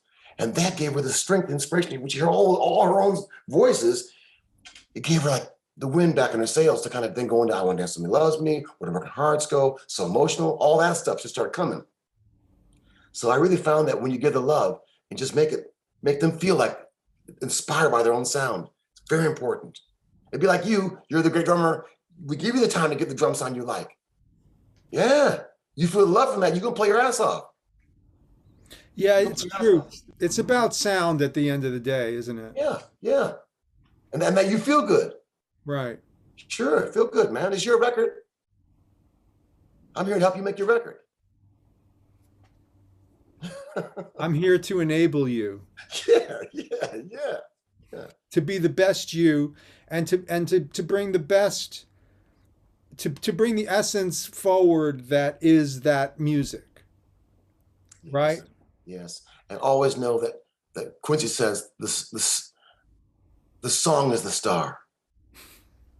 So we got to always maintain that. Is there a hit hook? If you need that, make sure you got that hit hook to really be able to jump on. And you remind me of Quincy because I've had some conversation with him where he talked about working with Sinatra. Okay. And that idea of asking for something that maybe Sinatra wasn't sure, but as the producer, he knew he could do it. Got it. Right? And he knew that there was a trust there that, okay, I'll try it. And then they hear it and they say, oh, you were right. Very much so. You got to work on intuition. Very much so. And Miles Davis was very, very much that way with John McLaughlin. Watch that interview I just did on Mahavishnu, if you haven't seen it already, where Vishnu's explaining how Miles talked to him when they first ran through in Silent Way, and Miles didn't like it. Right. And then told Mahavishnu, play it like you don't know how to play the guitar. But Vishnu's saying, but it's a piano score. It's got the right hand, it's got the middle stuff going on, and the bass clap. What do we want? Play it like you don't know. So Vishnu then started playing like the key to E. Just play it, everyone knows E. He just started playing the melody. And then Wayne comes in, and then Miles comes in, and they play it back to Tim Sounds like it's a genius. But Vishnu saying to him, I know if you just do it like you don't know what you're doing, it's gonna sound great. So that there again, it's that intuition, just knowing. Then your knowingness is a big part of it. Like you know what to ask me. You know what you want to hear. You know what you don't want to hear. You know when you were saying giving those signals to the band, when I look at you like this, it means it's coming. It ain't here yet. See, but I want us to get there together. Yeah, sure, and you do. You want everybody on the team to be working towards the same goal. Yeah, and you do, because you're prepared. That's another thing. Preparation. Like Carla Ornette, she went through all the stuff. It's funny before she'd ever go on camera. Saturday Night Live, they run the whole show before they ever go on camera. Lucille Ball too. See, that's a big thing, I think. So I just try to be prepared. I learned from Spielberg, and Quincy Jones would tell me that they plan everything out, like little midgets, little whatever. So they don't waste that money when it comes to budgets. So I always do my very best. Steve Wonder called me one time. He said, "How you make all these records so fast?" I said, "Well, Stevie, do you rehearse?" No. Well, I do. And that was my key. That we can go in and rehearse it, cut it. Next song, rehearse it, work out. No, I don't like that. I like that. Cut it. Next song. So I said, Steve, you might want to rehearse so you can really get down and make it go quicker if you want to. And rehearsal is what frees you to be available for the music to come through, because now you're not thinking, you're just performing. Yeah, and then you can fall in love with your cassette or your performance that you've done. That was hot. Can we get that again? So that helped me a lot. I'm so glad that you mentioned non-musical influences, because the way of production is pretty much the same in all the different corners of creation, because you better be doing pre-production if you're going to do a movie, right? I mean, you better be doing pre-production if you're going to do a record. And I love knowing that you had demos, or that you had everything you had it sorted out before you're going to ask somebody to do it. Yes, very much so. It's called proof of concept, really. Yeah, I always wanted to feel like I had the backup plan, so at least they would know what I was liking, and they could bring to it whatever they wanted to bring to it. But if it didn't work, I knew what did work. So that's what it was. And even the spacing for ad-libs, working that out. Who sings where? If it's a duet, I'd work all that out.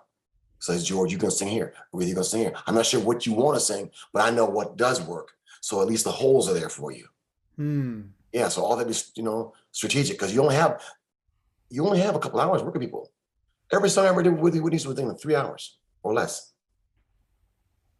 Ending, first verse, walk you through it, second verse, walk you through it, go home.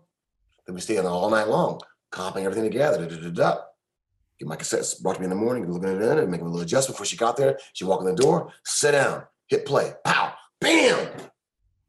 It's a hit. Right. All you gotta do is a little harmony over here, a little ad lib there, it's done. Wow. Took all the pressure off, was done quickly. Now she's excited. I found a big thing. If you can be ahead of the curve, you're not beating nobody like a horse, making them happy, making them feel good. They get excited. I get excited. And I didn't mind doing all the extra work to make that happen so they could get high. Yeah. Yeah. Because it is work. I didn't mind doing it. Right. It's fun because you know where you're headed and you know how to achieve success in advance or give it your best chance of achieving success. And one thing I want to say, sometimes you don't often know if you have a bunch of great takes from Whitney or Aretha, what's going to be your record? But then you have to ask God. And you say, what's going to be the thing we want to hear 100 years from now? Then it makes it really easy. You know, they're both great, but 100 years from now, that one. 100 years from now, that one. 100 years from now, that one. See what I mean? Choosing takes is not easy. No, I would say choosing is confusing. But I would learn just to, think in a different stratosphere. What's going to sound good years from now? Dionne Warwick. Yeah, I love her. She taught me with Burt Bacharach how to produce Whitney. And what's it all about, Elfie? All those great songs. The House Is Not a Home. San Jose. All those great compositions that Burt put down. We became friends later in life, but god dang, what a producer, what a writer with Hal David. All those pieces for Dionne. So when I get with Whitney to relax her, we go play Alfie at the piano. We go play Walk On By at the piano. We go play one of those pieces. Then it'd be cool. That's how it happened. So Dionne really helped me a lot. I loved her, love her. Yeah. We learned so much from listening to you, Narada. You, as the producer, the experiences that you've had, your point of view it's coming from a place of love of the music. It is. And like when you love something, like when I was a kid, there was a group called Little Anthony and the Imperials going out of my head. The production by this guy named Teddy Randazzo. It was phenomenal. Even Spector with the Righteous Brothers, You Lost a Loving Feeling, and some of those things he got into was just huge. So I loved all that. So it's in my spirit. That's what it is. We emanate what we loved when we were kids because we're still big kids. That's what it is. I like to think we are. We are. Music keeps us that way. Music keeps us fresh. And I think once we kind of lose our wonder, when we lose our love for it, it kind of goes away. I never want to lose that. No, but that's the child in you, quite frankly. That's the same spirit that wanted to go to Mahavishnu Orchestra. Mama said, you're going to be drugs over there. But you wanted to go, see? That same wanting to go is the same guy I'm talking to now. And I look at you, man, I can't tell how old you are. I swear to God, I can't tell. You're just I'll never say. And I'm not going to ask you because you just look like a kid. And when we did recently did little videos for John's 80th. Yeah. The thing that I said to him, which I don't mind sharing, is that 80, every time I look at you play, you look like a kid. That's it. That's the first thing I asked him. I said, all my friends want to know how you stay so inspired, how you stay on everything you're doing inspired. And he said, well, the cosmos, the universe inspires me. This majestic life that we have inspires me. He went off on it. It's beautiful. Well, there's a lot there, and you mentioned non-musical influences, and I think that's so important. Inspiration coming from nature, inspiration coming from science, or inspiration coming from science fiction, or inspiration coming from anything, food, and what cracks me up, and I'm sure You've probably had a chuckle about this, is when they started saying fusion cuisine. I never heard of that. Well, okay, so some guys bringing Chinese ingredients and treating them in Latin cuisine. Someone's taking French cuisine and they're trying to make soul food combinations. And that Oh, okay. so they started using this term fusion cuisine, and I thought, oh, that's just too funny. Yeah, Oh, okay. okay, fusion cuisine, yeah. Mhm, mhm, But everything is fusion, and to me, nothing is pure. mhm, Everything is a combination of what became before it, what's happening now, and mhm, what we're trying to achieve as we go forward. mhm. So there's really no, it's all an amalgam. It's all.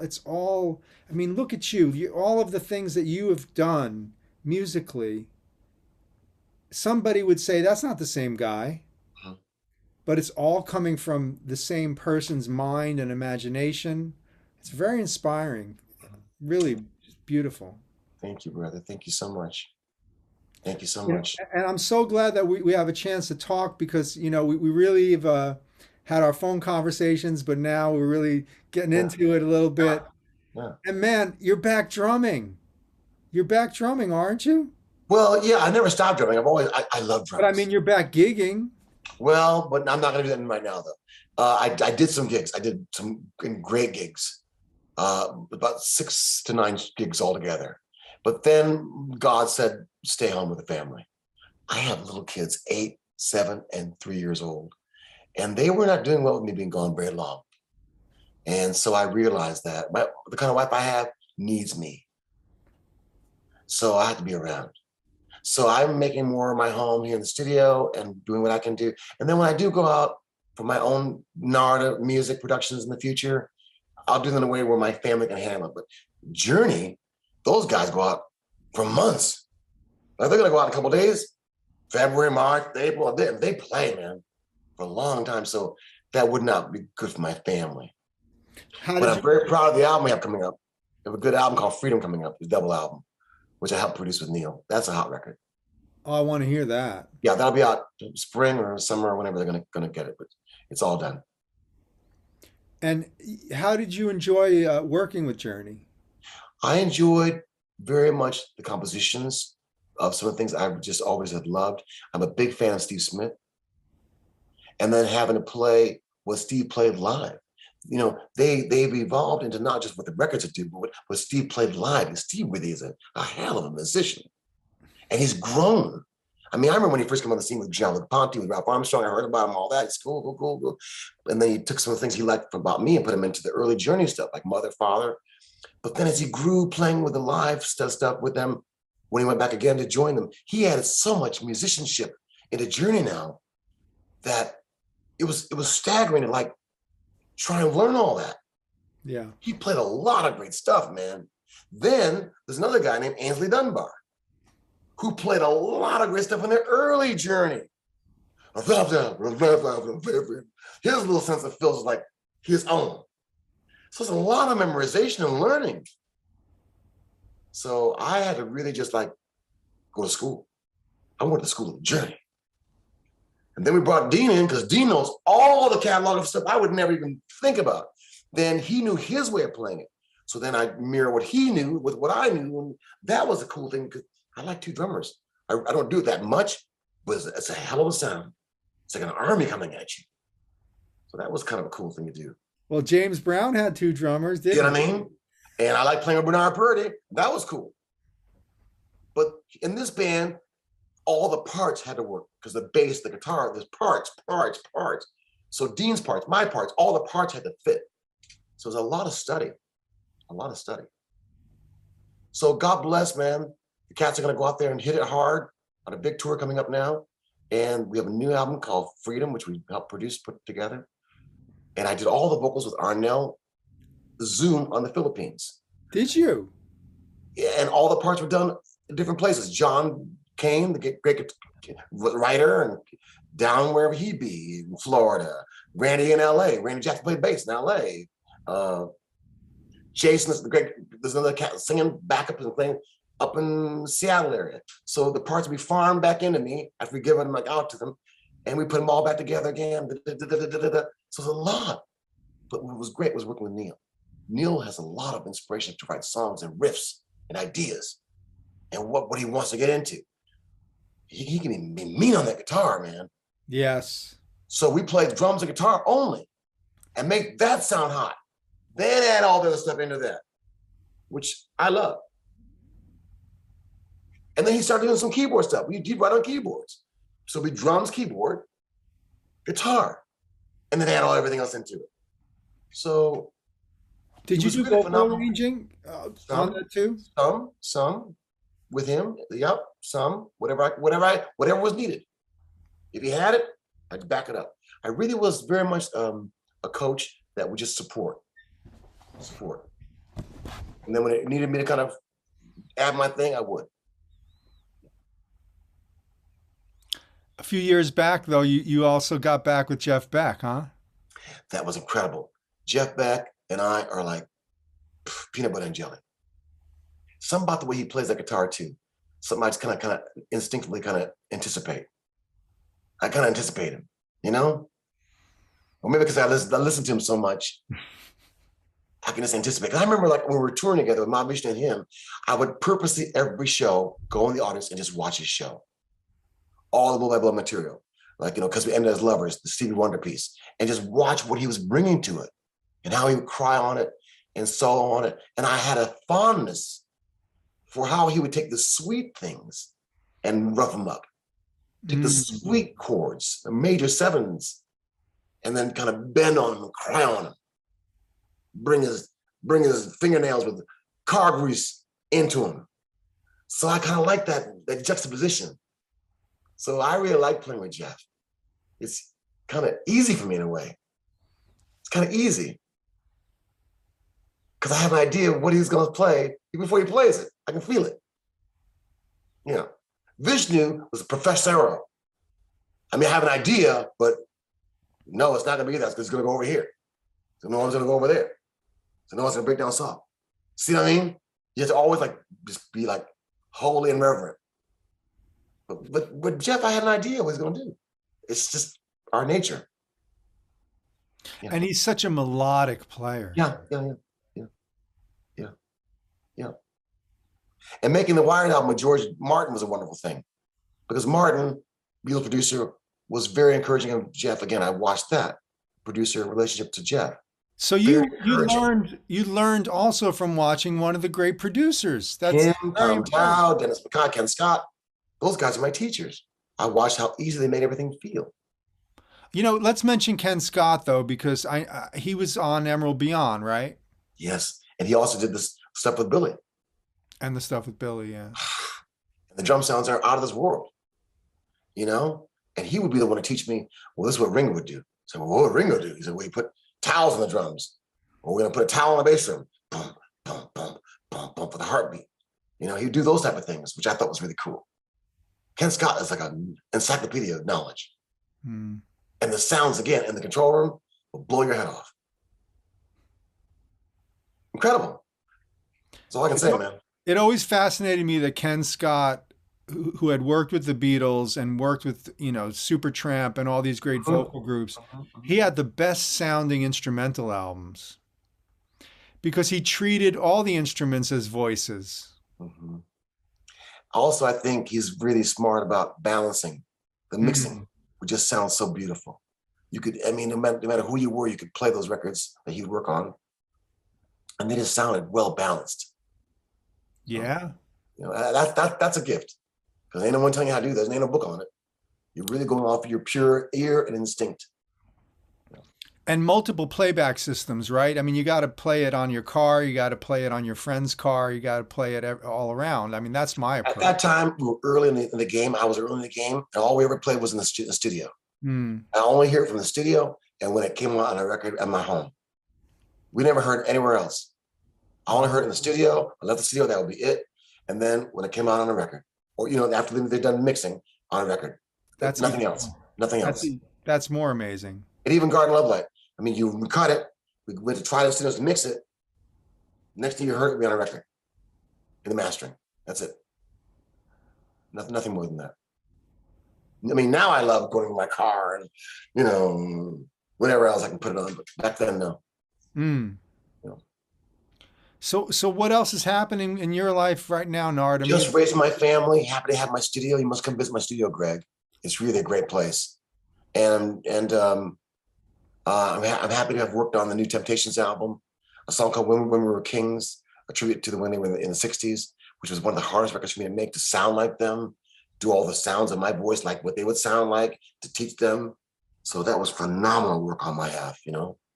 You work with the Temptations? Oh, I love them. I gave them their first platinum, 15 years ago, a song called Stay. I sampled My Girl, the beginning, boom, boom, boom, and put a new song on top of it. And that became called Stay to the Morning. And that was their first platinum. So then because of that, Otis and I, the only living member left, are tight. So now they're making a new album. I have two tracks on it. I'm very happy. I also love Carla Santana. I got some stuff on his new album with Steve Winwood called Whiter Shade of Pale, a remix of that one. Oh, really? Oh. Very happy. And a song for his beautiful wife, Cindy, who's a badass drummer, Cindy Blackman Santana. So love her. Also, Jennifer Saran, another singer I like to work with. She's always coming around to work on stuff. I love her. And George Benson might be singing. And I have my own new single coming out with Sting, Stevie Wonder, Carlos, Ishmael, and myself called The More I Love My Life. BMG will put it out this year. So I'm happy about that. Wow. When are we going to see that? Maybe springtime, maybe summer.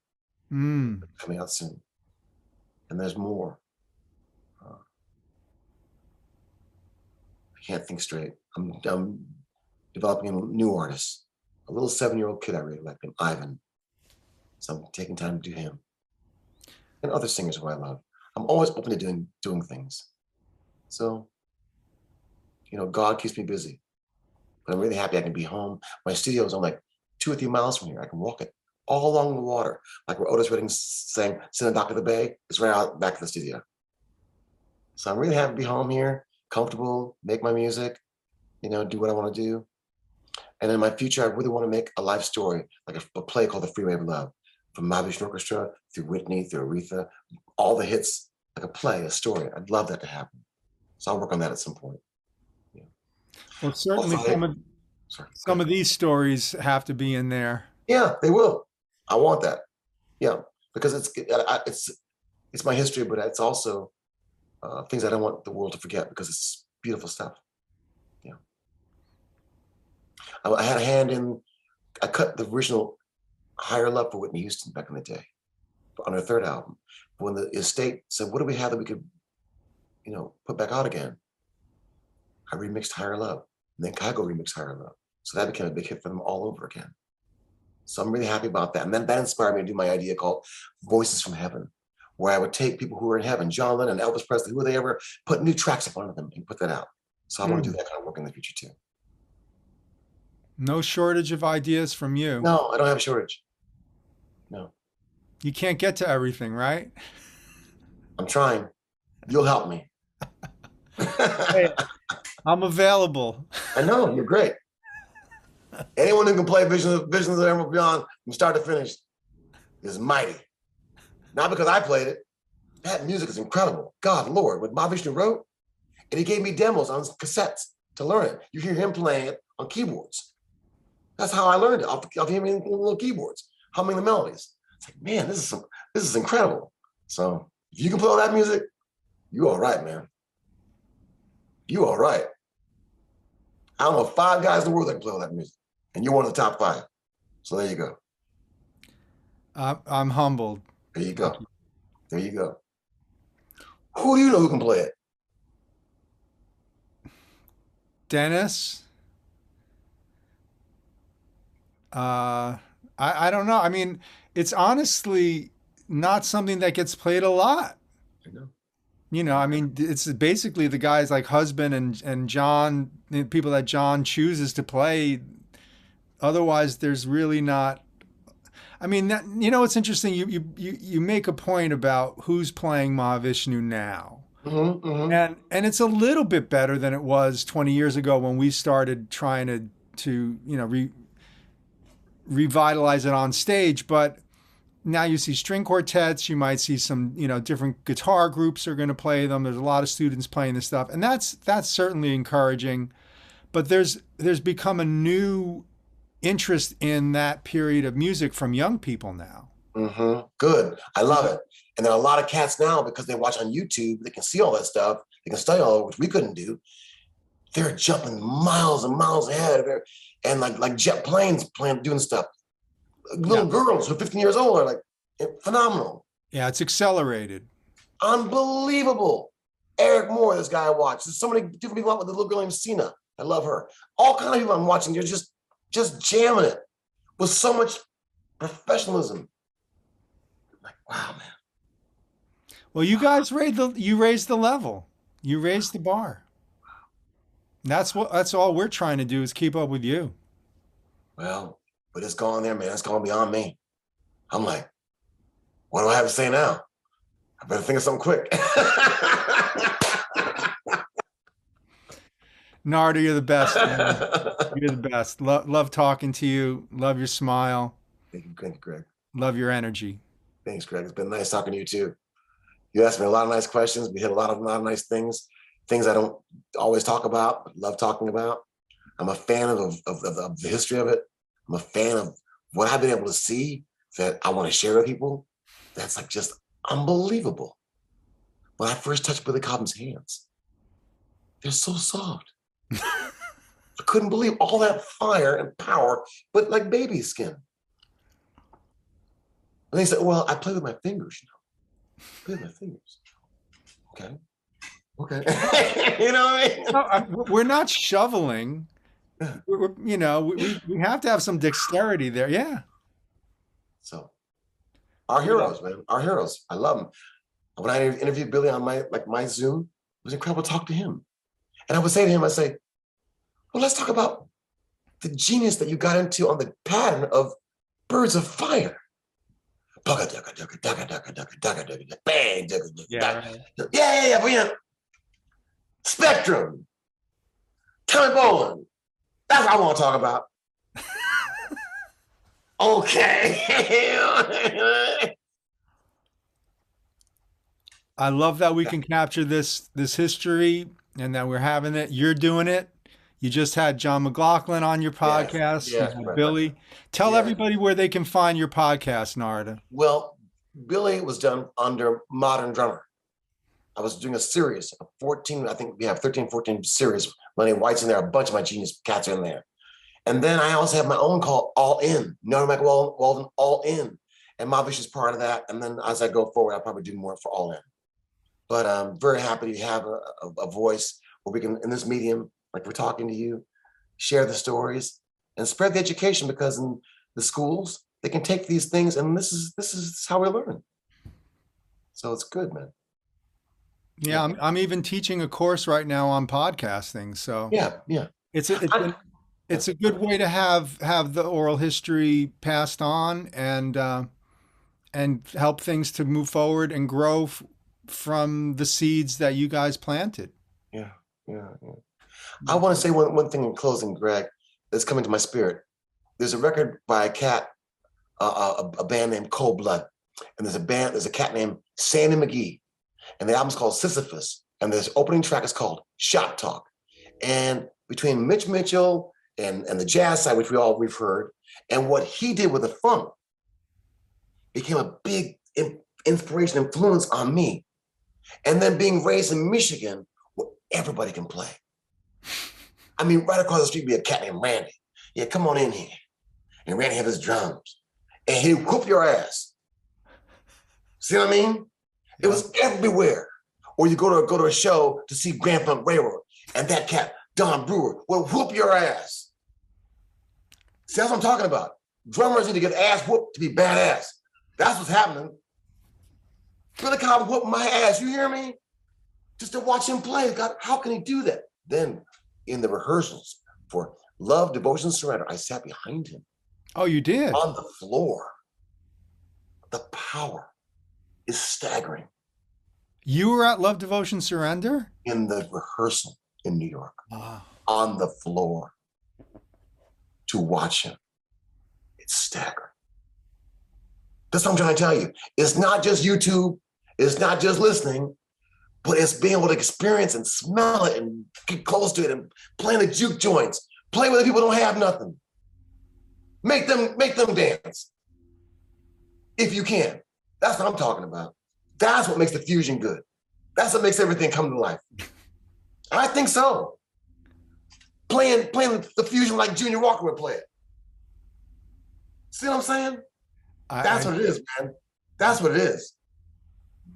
Yeah, when I came up, if you couldn't play Cold Sweat, if you couldn't play the beat of Cold Sweat with James Brown, you couldn't play. Yeah. I mean, I was just actually was working on Play With Me from Wired. Okay. You know, and if you don't make that feel right, it's not going to work. I love it. You know, but Bernard Purdie, see, watch him every night. He's the king of that shuffle. He's the king of that kind of feel. I learned from Bernard Purdie. Yeah, I sure did, man. Yeah, that's I'm an eternal student, but I always want to learn from those cats that play that gut bucket style. That style that makes you like style. You know what I mean? Style. That's what I'm talking about. That's like, oh yeah, it's got soul. It's got soul. And John Bonham had soul, didn't he? Yes, sir. Everyone we love got soul. So what we're really talking about is soul. Ringo has soul. Yep. All that charisma, playing that open hi-hat on Twist and Shout, swinging his ass off, making the girls go crazy in the upper row. Oh, Ringo was swinging his ass off. See what I'm saying? See what I'm saying? Right. And playing the music, you know, playing the music. Right. That's what you have to do really at the end of the day is play the music. That's also the last 7 shows of Aretha's career. I'm so happy I was on those last 7 shows of her career. To play live with Aretha Franklin is something else. To play drum, when she plays great piano. And of course, all the hits she sings, but just to back her up, because she wants you to play. Aretha will hire you because she wants you to play. I mean, for very long, could be like 50 minutes long. Play. And she sit down sometimes, wrap her head up with a cold towel on her throat and sit there and watch you. You know, take that towel off and go back and sing some more stuff. So I'm all saying I'm just very happy to be around people who I love, and they inspire me with that soul. The soul is where it's at, man. Joe Zawinul had soul. Joe Zawinul had soul, man. And he'd tell you, don't play that shit, my son.